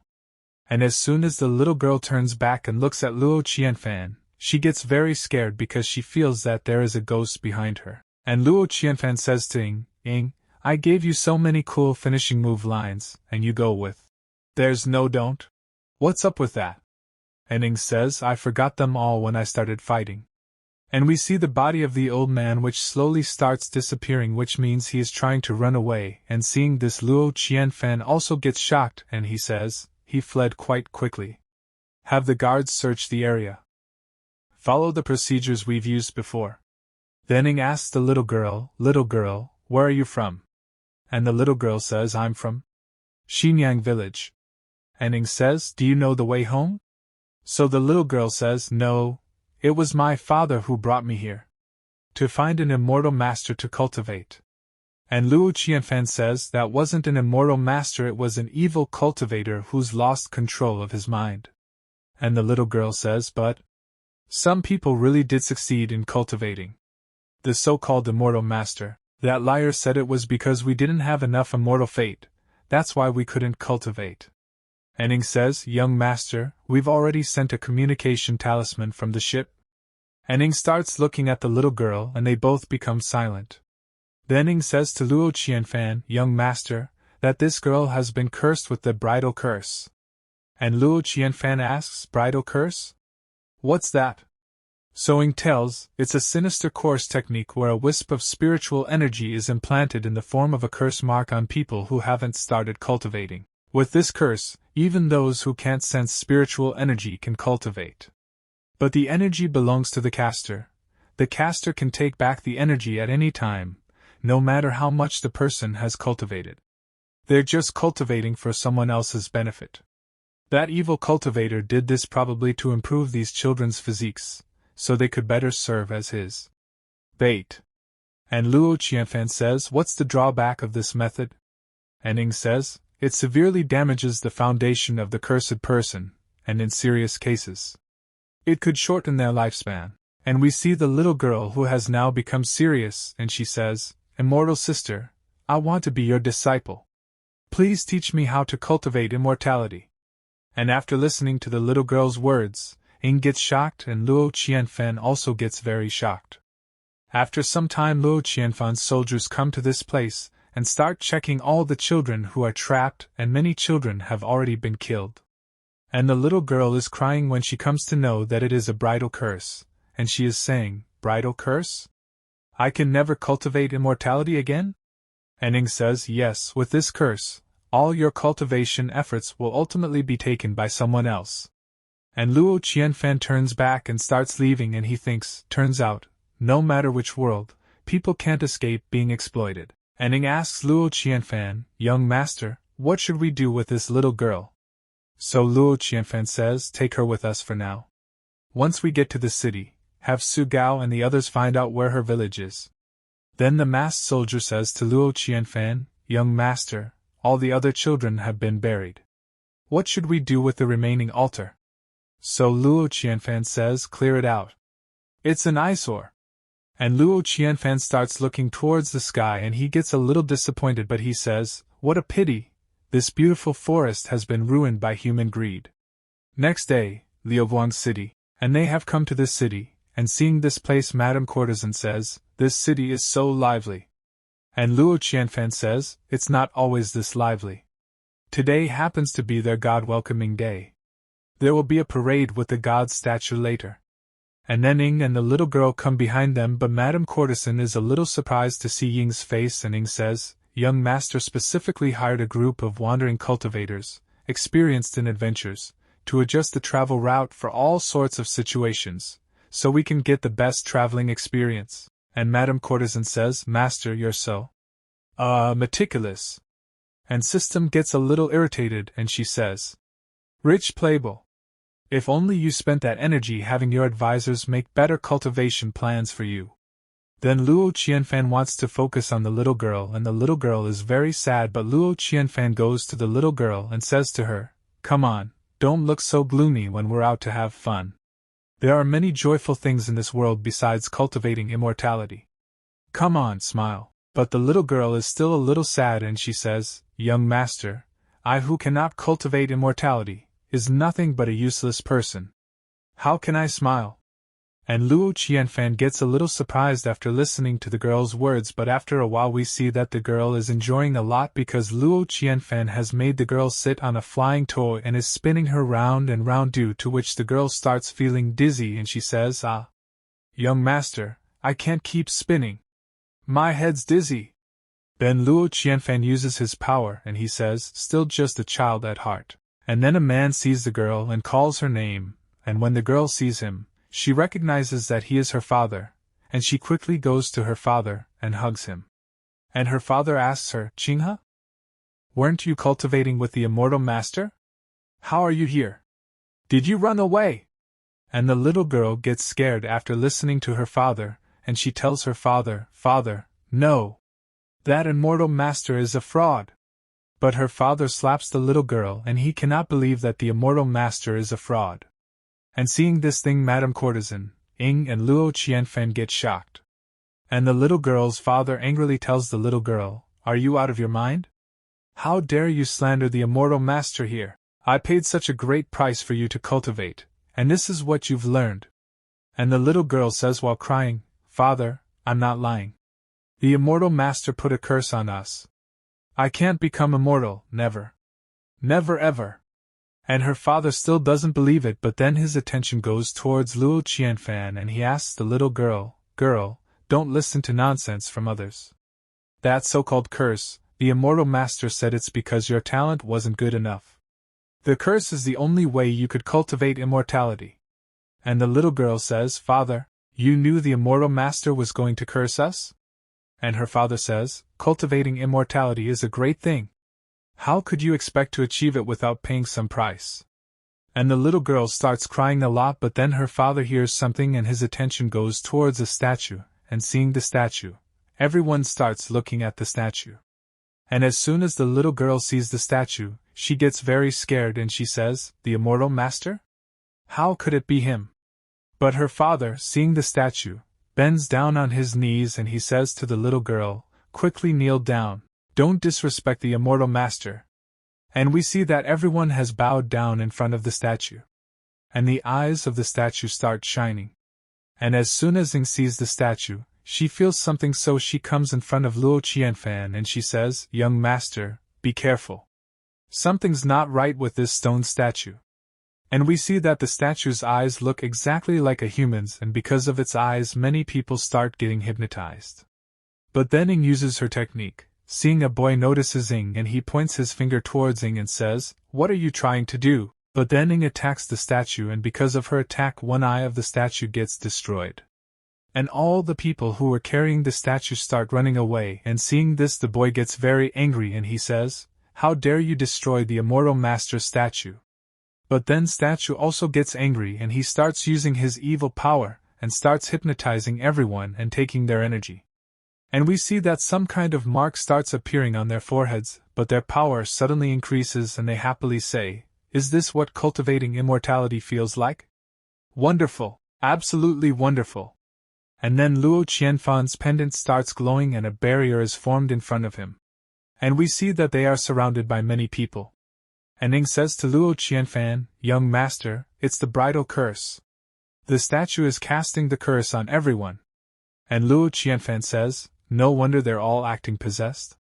But then Murthy says, "Hee, you can't escape." And we see that these people also get a mark on their foreheads, because of which Ning says to Luo Qianfan, "Not good, young master." And Luo Qianfan says, "I felt it too, but it doesn't seem to be much of a change." Then we see the system, which is getting a lot of warning notifications, seeing which the system gets very angry and says, "Who's the bastard trying to steal my host?" And the statue is trying to maintain its power, and seeing this the boy says, "How dare you destroy the Immortal Master's statue? You people, the Immortal Master is kind and grants us techniques, yet you're ungrateful and even dare to destroy his statue. Offer them as a sacrifice to the Immortal Master." And then a big man comes and asks them to move aside, and he says, "I'll use you to test my newly acquired power." But then Ing attacks that big man and throws him away, and seeing this they get shocked, and Ing thinks, "The bridal curse has taken effect. My power is being drained by that demonic cultivator." And a man says, "She actually dares to fight back. Let's attack together and finish them off. The Immortal Master is watching us." But Ing beats that man too and throws the milk on him. Similarly, Ing keeps moving forward by attacking many people, and she is thinking, with that demonic cultivator's cultivation level, he shouldn't be able to cast such a large-scale bridal curse. Isn't he afraid his physical foundation will collapse? And Murthy is getting very angry and he starts staring at these people. And Luo Qianfan also starts looking at Murthy and his mark starts shining, meanwhile, inside Luo Qianfan's body. And the system is getting very angry, and it is using its authority, and it is saying, "Stop underestimating me. Task, come." And the system using its authority starts increasing Luo Qianfan's power, and the system says, "The host's energy was taken without resistance, receiving double compensation." But Luo Qianfan gets angry and says, "Don't use my body as your battleground." But the system wipes the sweat from her forehead and says, "No. 7 levels of martial energy. Don't underestimate a poor system." And we see Ing, who is still fighting with those people. But these people are very much in number. But still Ing is trying to attack them using her power. But then her mark starts shining even more and her power is now slowly decreasing, and seeing this they say, "She's done for, now's our chance, everyone attack together." And Ing thinks, "Damn, my energy-wise been drained so quickly." And then the little girl comes in front of Ing and she says, "Stop. You've all been deceived by the Immortal Master's lies." And the boy says, "This girl seems to be with them, they all want to disrupt the Immortal Master's teachings." And on hearing the boy's words, the little girl starts looking here and there. She gets a little scared and she looks at her father and says, "Father, why are you willing to be immortal bait? Why aren't you willing to doubt the Immortal Master's words?" And Luo Qianfan puts his hand on the little girl's shoulder and says to her, "Because they all understand what you're saying." And the little girl says, "Then why do they?" Then Luo Qianfan says, "Because they dare not refuse, because they fear that if they refuse, and others might accept, how can they be sure their decision was the right one? Falling behind is the most ferocious glutton in the world. Once you've seen it, you must constantly fill its appetite, even if the cost is everything you have." And listening to Luo Qianfan's words, the little girl gets surprised and she says, "Is there really no way out?" And Luo Qianfan smilingly says, "Of course there is." And the little girl asks, "What is it?" Then Luo Qianfan says, "Nothing else, just giving up and slacking off." But the little girl does not understand Luo Qianfan's words, and the system turns its face away. And the little girl asks Luo Qianfan, "Give up? Young master, is it really that simple?" And Luo Qianfan says, "Girl, giving up is not as easy as it sounds. For many people, it's an obsession they can't let go of their entire lives." And on hearing Luo Qianfan's words, a man gets very angry and says, "What do you know? You, dressed in fine clothes, with cultivators as your bodyguards, living a grand life. How could you understand the suffering of those of us who can't even step into the world of immortality? For the sake of becoming an immortal, I spent all my wealth, lost my family, all just to join a sect, and guess what those people at the sect said to me?" Then the man remembers what an immortal master told him: "Your talent is poor, you can't cultivate immortality. Leave, don't waste your efforts." Poor talent. And on hearing all this he gets very angry and says, "Ha! A lifetime of effort dismissed with just 2 words by a mere child. Do you know how I felt? The frustration I felt nearly suffocated me." And after listening to all the words of that man, Luo Qianfan says to him, "Well, congratulations." And after listening to Luo Qianfan's words, that man gets surprised, and then Luo Qianfan says to him, "You wanted so badly to cultivate immortality, and now you've finally experienced what I feels like. Shouldn't this be the happiest moment of your life? That's why I'm congratulating you." That man gets more angry after listening to Luo Qianfan's words and shouts, "Not enough. I'm not happy enough. I need to become stronger. I need to go back to that sect that cast me away and make them regret it. I'll find the wife and children who abandoned me, show them I've ascended to immortality. I still want, and the girl's father is a little surprised to hear that man's words. And Luo Qianfan says after hearing that man, "See? Like I said, you're a glutton." Then that man moves forward to attack Luo Qianfan, and seeing this he gets scared for Luo Qianfan, but then the girl's father hits that man and pushes him away. And the girl becomes very happy to see her father helping her, and the girl's father says, "This cultivation stuff is really something. With this strength, I could probably kill a mountain bear with just 1 hit." The young master's words aren't pleasant, all that talk about gluttony, greed and such, but it suddenly woke me up. You know, I don't want that much, really. All I want is for you, Qinghe, to live a good life. I just want to have the ability to protect you forever. Screw this cultivation stuff, I don't care about it anymore. And we see that the little girl's father starts losing energy, and his body starts drying up, and Luo Qianfan gets very shocked to see this. Then the other man starts laughing after seeing this, and he says, "Ha ha ha, the immortal master has punished you." But when that man looks ahead, he gets very shocked because the idol is now absorbing the energy of many people. And we see that Ing comes back to Luo Qianfan, and she is a little injured, and the idol starts taking energy from her body, and to stop this thing, Ing sits down and starts doing cultivation. And seeing all this, the system says to Luo Qianfan, "Careful, you seem to have caught this fellow's attention." And Luo Qianfan starts staring at the system. Then the system says to Luo Qianfan, "Why are you looking at me like that? Did I make a mistake helping you restore your energy?" Then all these people start saying something. Pure energy, extraordinary spiritual essence, endlessly flowing, and we see the little girl, and the energy starts going out of her body too. And this man laughingly says, "Who would have thought heaven would favor me so much, letting me encounter such great immortal cultivation material as you today?" And Luo Qianfan, seeing this situation, is saying, "Exploitation, oppression, and mental control, you really are completely poisonous in every way." And Madame Courtesan is also hypnotized now, and she laughingly says, "He, with such a rich immortal fate, if you can handle it, why not hand it over to me?" And the little girl says to Luo Qianfan, "Let me boil your bones, flesh, and blood into a powerful elixir."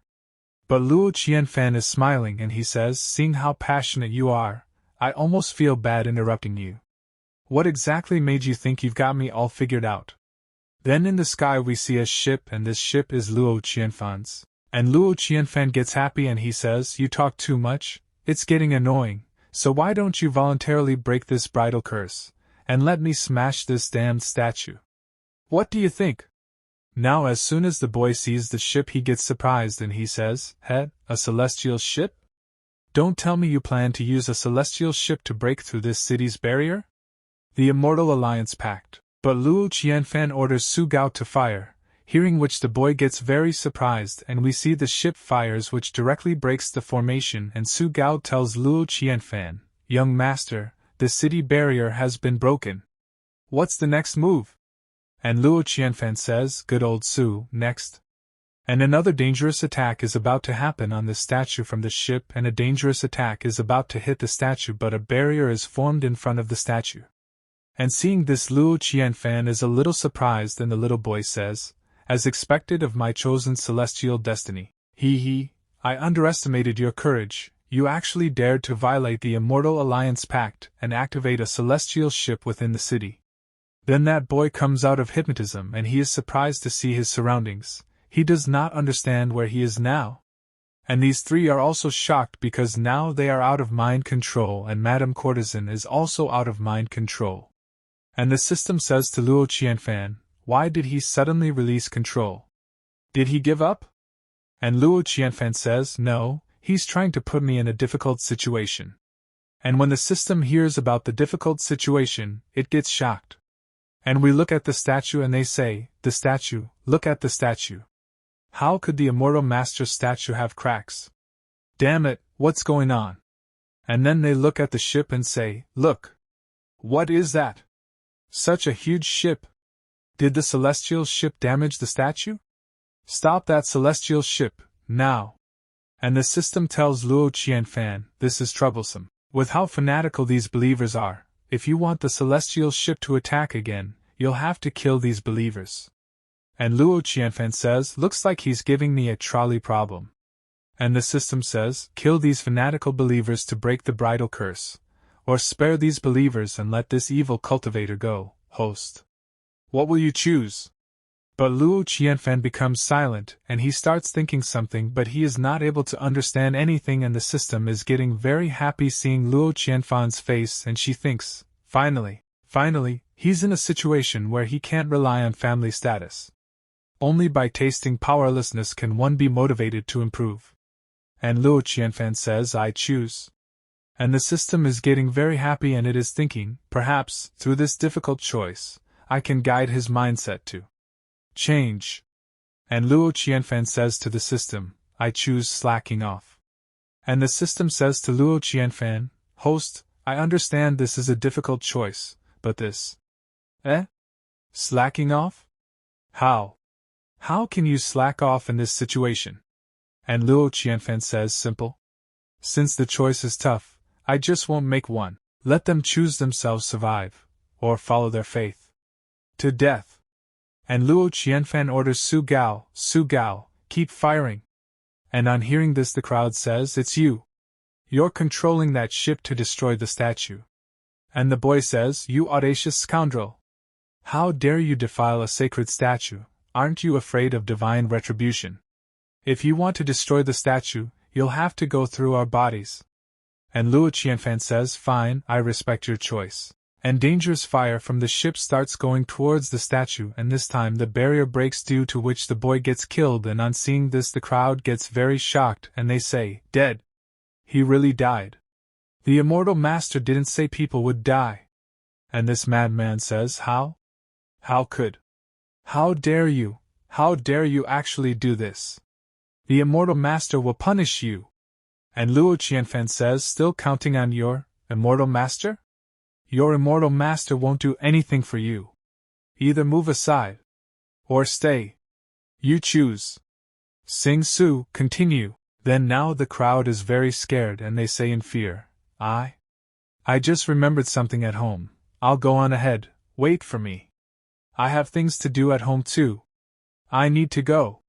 I actually don't really need to become an immortal. But then some people come in front of Su Gao and they say, by the Immortal Alliance Pact, I order you to withdraw from the no-fly zone at once and submit to our jurisdiction. And after listening to them, Su Gao tells Luo Qianfan, young master, that the righteous cultivators have arrived. Do you want to continue? And the madman becomes very happy after hearing this, and he says, finally, someone's here to stop him. That kid's finally going to get punished by the righteous cultivators. But Luo Qianfan says, I don't care if they're righteous cultivators. Even if the Heavenly King himself shows up, I'm still going to destroy this eyesore statue. And we see that a very dangerous attack takes place on the statue, and the statue breaks into pieces. Then Luo Qianfan remembers about the past when he was fishing with fourth uncle. Then Luo Qianfan asked the fourth uncle, Immortal Alliance Pact? What is that? Then fourth uncle tells, the power of the cultivator's magical treasures is too great. Every time they fight, it always causes significant damage to the surrounding environment. So, a long time ago, a group of cultivators signed the Immortal Alliance Pact with various parties, setting some rules to protect the mortal world. After the Immortal Alliance Pact was signed, that group of cultivators voluntarily became the Righteous Cultivators, meaning to upload a covenant. And Luo Qianfan says, I see, it sounds like a good thing. And the fourth uncle says yes, so at that time, various forces didn't mind providing them with some resources. After all, except for those demonic cultivators, no one wants the world to be in chaos. At that time, many people joined the Righteous Cultivators either out of interest or agreement. For a while, under the governance of these Righteous Cultivators, the world indeed became much clearer, and the cultivators no longer acted recklessly. And Luo Qianfan says it sounds like there's a twist in the story here? And the fourth uncle says, a twist? Not really. It's just that over time, under the temptation of the bait, some fish couldn't resist biting the nook. At present, the crowd is very scared and they are saying, what should we do, what should we do? And Su Gao tells Luo Qianfan, young master, the Righteous Cultivators are heading your way. And Luo Qianfan says, same, very good at grasping the key points. And then those people come in front of Luo Qianfan and one of them says, you impudent brat. Not only did you violate the Immortal Alliance Pact by flying the immortal boat in the city, but you also interrupted Taoist brother Xianghua's sacred ceremony. Today, I will represent the Righteous Cultivators to punish the wicked and eliminate evil. And Luo Qianfan says, punish the wicked and eliminate evil? Haha, interesting. And the little girl says, no. The young master is not a bad person, that deceitful immortal master is the real villain. But that man gets angry and says, fooling the people, he deserves to die too. And he is about to attack, but the man behind him tries to stop him, but he has already attacked, and that is why the other man attacks to stop his attack. And we see that the little girl is very scared, but Luo Qianfan catches her, and then the system comes out and uses its power and creates a barrier to save Luo Qianfan, due to which the attack of that man is not able to hit Luo Qianfan. And seeing this, the man gets surprised, and at the same time the man in black dress gets a little happy, and the system also gets happy, and she says happily, I finally have a use, ha ha.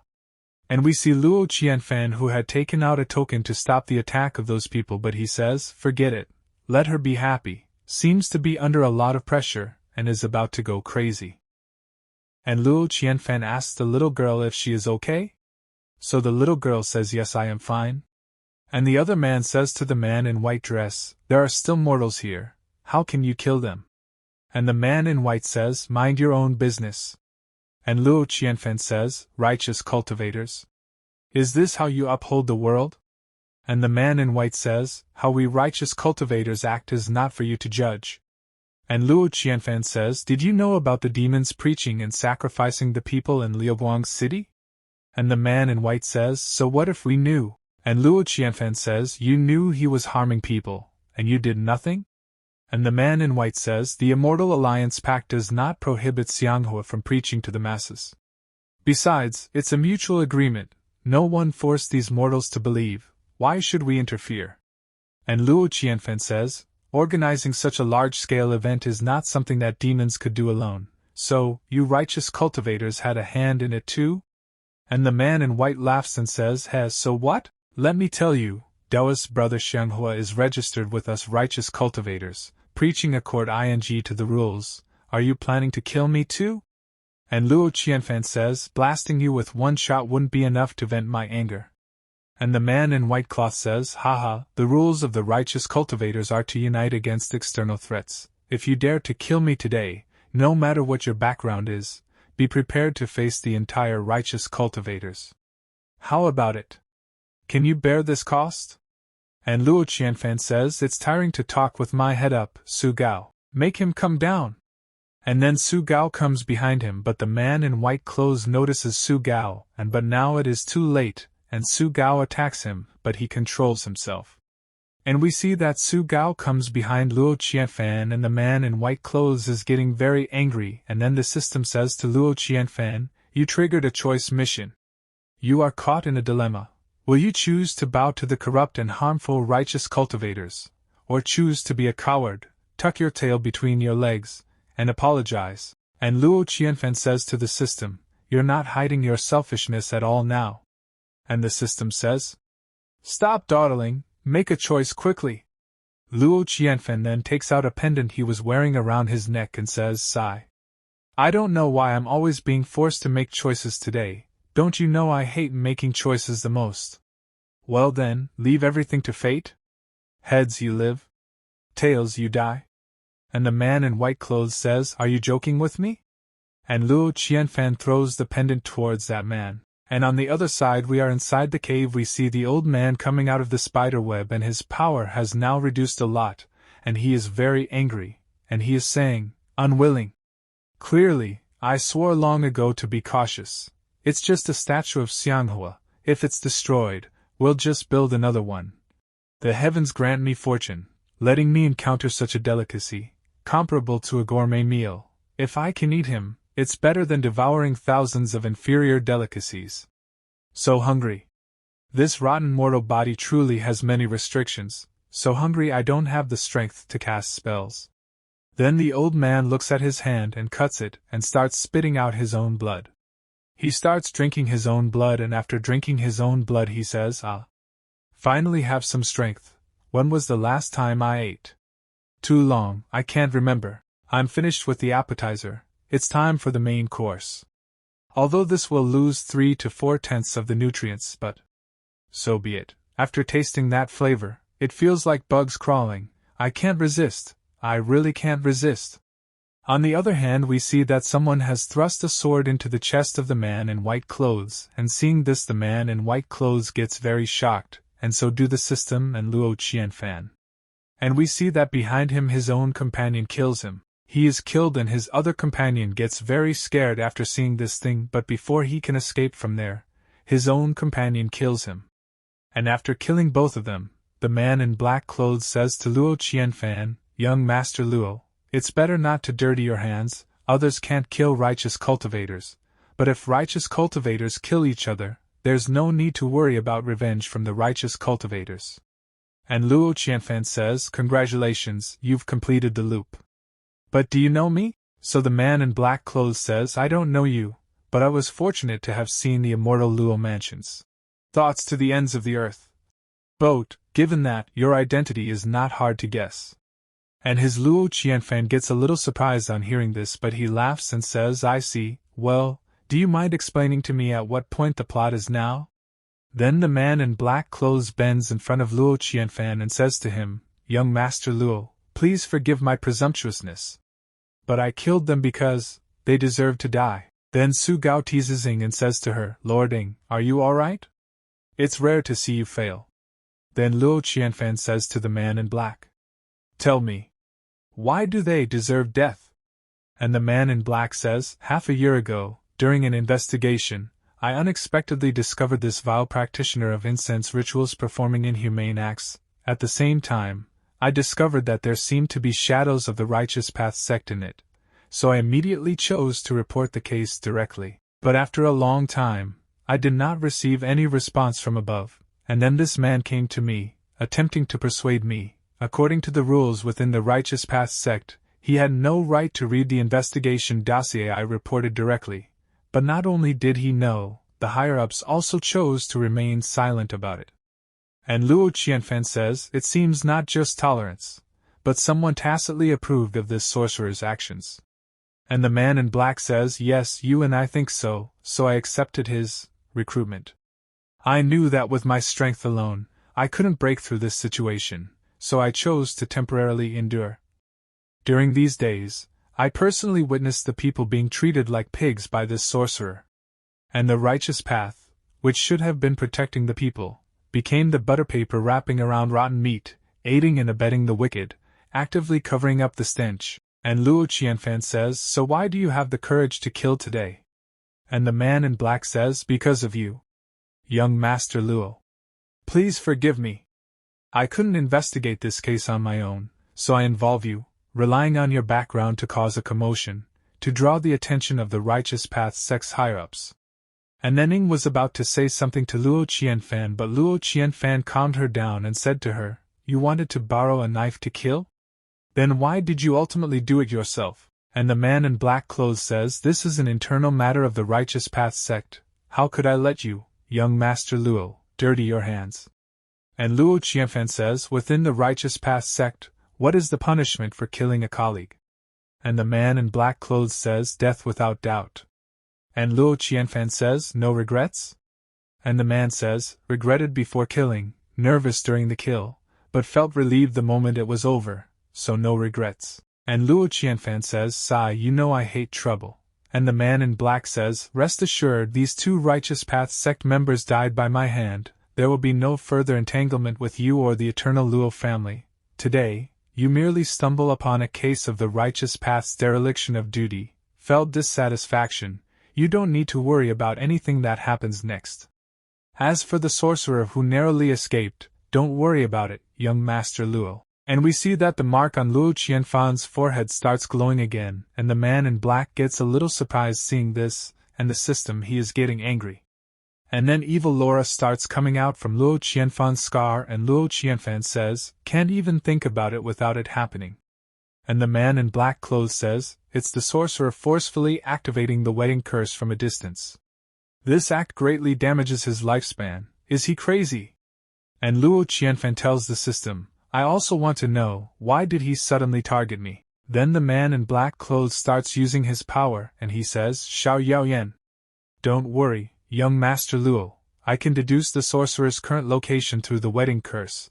I'll go and kill him now to eliminate future troubles for you." But Luo Qianfan stops the man in black and says, "No need for such trouble. Lao Su, gather the men." On the other side we see the old man who is increasing his power again, and he is saying, "Yes, exactly, like that, good quality. Donglien is more abundant than when I came back. Picking a boy in the mortal realm for the trial is enough. It's like eating some." And the old man reminisces about his past and he says, "Immortality? That day, the longing for immortality inexplicably appeared in my mind. This thought was like a seed, sprouting in the whole character, blooming, but where is the fruit? Why can't it bear fruit? Human life is finite, the Tao fruit is hard to obtain. I am unwilling." Then that old man was leaving his mother, and his mother was saying to him, "Child, I beg you. Don't pursue immortality, don't cultivate any more." So that man says to his mother, "Mother, now even you don't understand me? You are ignorant, I don't blame you. This is because you haven't experienced the joy of cultivation." And the man takes out a pill and says to his mother, "Let me help you cultivate." And that man had killed his mother and absorbed her power, and he says, "If the cultivation isn't enough, then cultivate desperately. If there are bodily restrictions, then discard this mortal shell, as long as I can become immortal." Then the old man starts looking at a book, 5 Profound Incense Spectrums. And the old man again starts cultivating and power starts coming inside him, and he feels very good by feeling this power, and he says, "This is the heavens. Tribulation is coming. My guess was correct. Such a delicacy indeed can help me become immortal." On the other side we see Luo Qianfan who is looking at something and he is saying, "Looking at you, it seems you gained a lot." And the old man laughs and says, "The natural spatial formation of the 4 seasons strange forest is indeed a masterpiece. I studied it for several days, and could only replicate about 2 to 3 parts of its essence." And Luo Qianfan says, "Is it enough?" And the old man says, "Time is a bit tight. Originally, I planned to use Qing Head as the formation lead, lock onto that sorcerer and let the divine guards capture him to lift the curse for Qing He. But now we have to set up the formation suddenly. Sending the A-guard might not be possible, but sending some items over is still doable." Then Luo Qianfan starts seeing something coming out of him, and he says, "That will be enough. Since he says I am his chance for immortality, I must give this old friend a heavenly tribulation show." Then the old man starts using his power, and we see that many talismans start coming out of the box which are playing here and there, and electricity is coming out from the talismans, and seeing these things Luo Qianfan also gets ready to activate the formation, and he says, "Is this the formation extracted from the special rules of the 4 seasons strange forest?" And the old man says, "Yes, young master, it is." However, it's still in its infancy. There are still a few joints that need to be polished. Young master, you can cast it now. And Luo Qianfan activates the formation, and we see that now thundering is happening in the sky, and the old man sees this thing and he starts looking towards the sky and he says, The tribulation cloud hasn't formed yet. Why did the heavenly tribulation come already? Haha, is it that even the heavenly tribulation is eager to prove my path? Good. Then let this heavenly tribulation prove my Tao. And then thunder falls on the old man, and feeling this thunder the old man thinks, the power of this heavenly tribulation, why does it feel? And the power of thunder is very dangerous, due to which the old man disappears, and with this he dies. Then we see Luo Qianfan and he says, what a pity, can't watch it live, don't know if he will thank this old friend for brushing off the tribulation. And the man in black says, just now. The treasure you threw out, there seems to be a trace of the true immortal's aura? And Luo Qianfan says, because it was made using the true immortal's tribulation. And the man in black says, using the true immortal's tribulation, to make a ball? And then we see that the evil power starts going away from the girl's head, and at the same time many people start getting cured, but they don't remember anything that happened to them?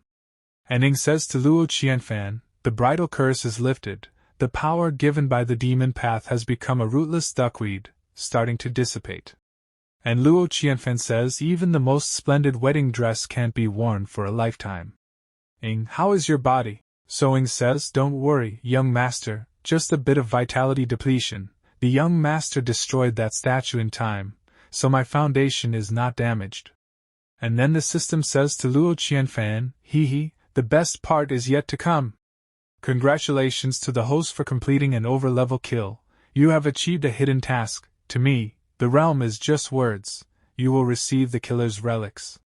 This time you completed the task on your own initiative. And then Luo Qianfan sees a lot of words written on them. Luo Qianfan gets very shocked seeing them. The system is saying to Luo Qianfan, did you really think all that vitality was for that guy to suck away?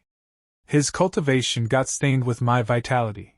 When he dies, the refined vitality scattered back to heaven and earth can be mobilized by me. This immortal resentment left on the vitality, savor it well. But then the system looks at Luo Qianfan and is surprised because nothing has happened to Luo Qianfan and he is calm, and the system says, why? Are you so calm? But Luo Qianfan does not give any answer to the system. And then Ing asks Luo Qianfan, young master, are you alright? So Luo Qianfan says, nothing, just a bit of tickling. And Ing says, young master, are you feeling unwell? Let me take you back to rest. But Luo Qianfan refuses and the system thinks, how is it possible? This is the resentment left behind by a high-level cultivator's death.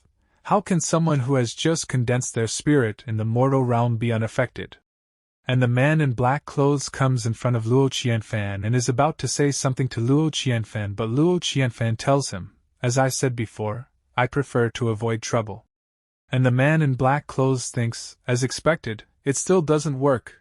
Indeed, the immortal Luo family, as the young master of a family bearing the name, Immortal, how could you possibly? And Luo Qianfan says, so, since you want to borrow a knife, make a big splash with it. And the man in black says, what do you mean? And Luo Qianfan says, didn't I just say, I'm the kind of person who hates trouble. And the man in black says, I thought you meant you wanted to refuse. And Luo Qianfan says, then the man in black says, refuse? Oh, you misunderstood.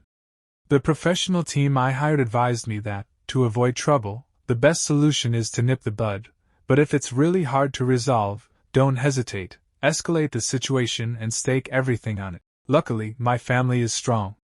Isn't this a bit provocative? Then the man in black clothes says, on behalf of those without a choice, the bait, thank you for your family background. And Luo Qianfan says, you're welcome, for the detailed steps, consult with my strategist. And Luo Qianfan says to Ing, let's go back. Oh, I almost forgot. I believe, in such a diverse world, there shouldn't be only one solution. Immortal cultivation is not the only path, it should just be one of the options. I'm tired, I'll leave first. But then the little girl picks up Luo Qianfan's token and says to him, young master, I picked up your token.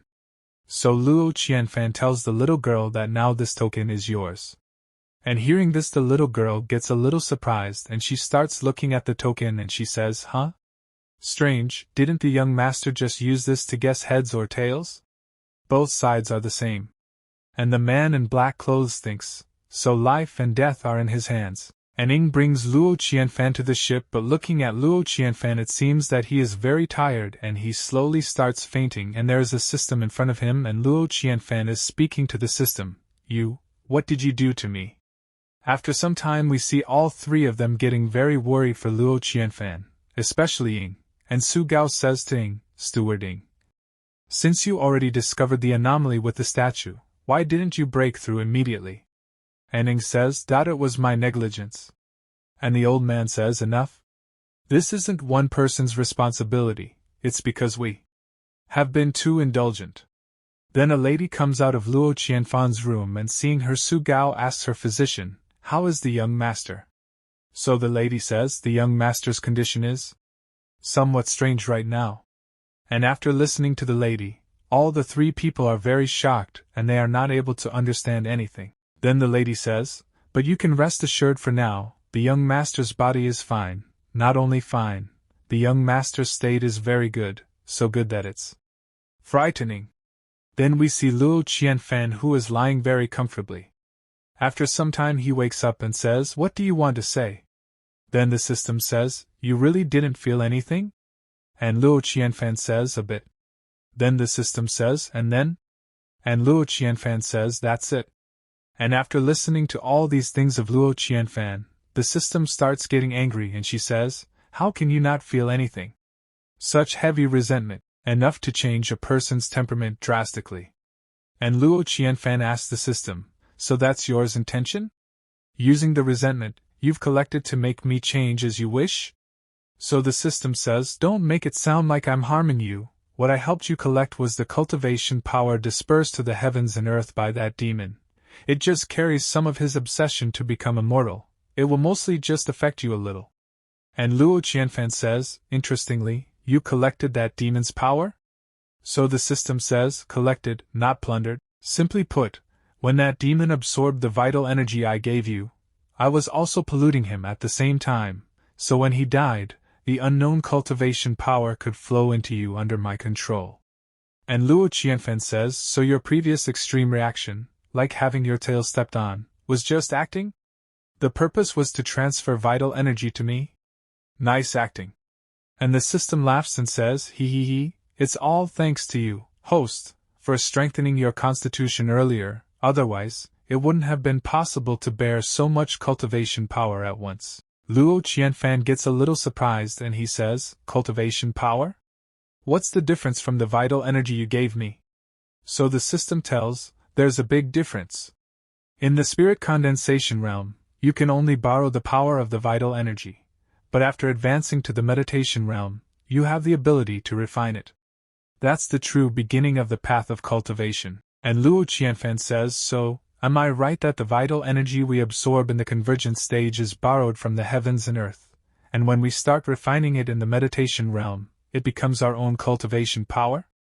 And the system says, "Well, actually refining vital energy also involves the breakthrough during the spiritual passage realm later, but yes, roughly."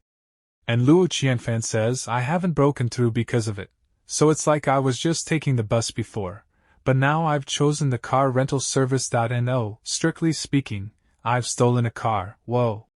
Fast and furious." And the system tells Luo Qianfan, "No, why don't you seem angry?" So Luo Qianfan says, "Why do you seem to exceed me to make them angry?" And the system says, "Shouldn't you be feeling angry, powerless, empty, sad, and cold because I deceived you, and then hysterically unable to refuse the power I gave you?" So Luo Qianfan says, "Did you misunderstand me? I didn't want to improve my cultivation before because I didn't want to get involved in the matters of the Ancient Immortal Academy. But now that I can't avoid it, why should I refuse your help to improve my cultivation? And besides..." And the system is listening to Luo Qianfan carefully, and Luo Qianfan further says, "When the immortal bow blasted that statue just now, I felt quite relieved. If I could have hit it myself, I'd probably would have felt even better. And after listening to Luo Qianfan's words, the system becomes happy and she says, "My host, you finally understand." Next day we see that the system is very sad and she is talking to Luo Qianfan. "Host, what are you doing? What about the rise? The effort? The cultivation?" Then Luo Qianfan says, "Don't worry, I've already set up a special cultivation team to help me make a cultivation plan." And then in comes to Luo Qianfan and she has something in her hand and she says to Luo Qianfan, "Young master, this is the preliminary cultivation plan for the convergence stage formulated by the advisory group." And Luo Qianfan says, "Oh. Very efficient. By the way, that Wei Daoed. Darn, I forgot to ask his name. How are the aftermath matters over there?" And Ning says, "Those commoners are important witnesses. Wei Maishio will be responsible for their subsequent resettlement. After that, we will denounce Wei Daoxiu in the name of the Shi family, and hold Wei Daoxiu accountable for the Liuguang city incident." And then Ning bends down in front of Luo Qianfan and says to him, "Young master, I have let you down." And Luo Qianfan says, "What is this? Didn't blame you." So Ning gets angry at herself and she says, "No. I understand. It's because of my incompetence that you decided to cultivate. Obviously, you hate cultivating so much. It's all my fault." And the system also feels bad for Ing and she says, "Little sister, what are you doing? I just convinced him with great effort, and now you're ruining it." And Ing is saying, "It's my fault. I should have detected the anomaly with the statue earlier, and then immediately risked my life to take you out of the city." And Luo Qianfan places his hand on Ying's shoulder and tells her, "You know I hate the trouble most, and revenge is the most boring and troublesome thing in my opinion, so you can't die, otherwise, I would be so annoyed seeking revenge for you." And Ying says, "Young master, aren't we currently on the way to seek revenge?" And Luo Qianfan says, "Right? If you hadn't mentioned it, I would have forgotten." On the other side we see Madame Courtesan and suddenly someone comes behind her and says to her, "Were you hesitant?" And Madame Courtesan says, "I'm worried that he might suspect me, just trying to be cautious." And suddenly Madame Courtesan starts feeling a lot of pain, and she starts screaming, and that man is using his power, and he is saying to Madame Courtesan, "Know your place." And Madame Courtesan says, "Yes. I was wrong. And that man says that Wastrel has many spies around him. Only you have the chance to act. Find an opportunity to add this medicine to his food in batches." And Madame Courtesan says, "I haven't completely gained his trust yet." And that man says, "There's no time for your hesitation. What do you think that after getting into that Wastrel's bed, you can escape from my grasp?" And Madame Courtesan says, "I wouldn't dare. I'll do as you say." And Madame Courtesan is very disappointed, and her eyes are wet, and she is thinking, "Yes, I never had the right to hesitate.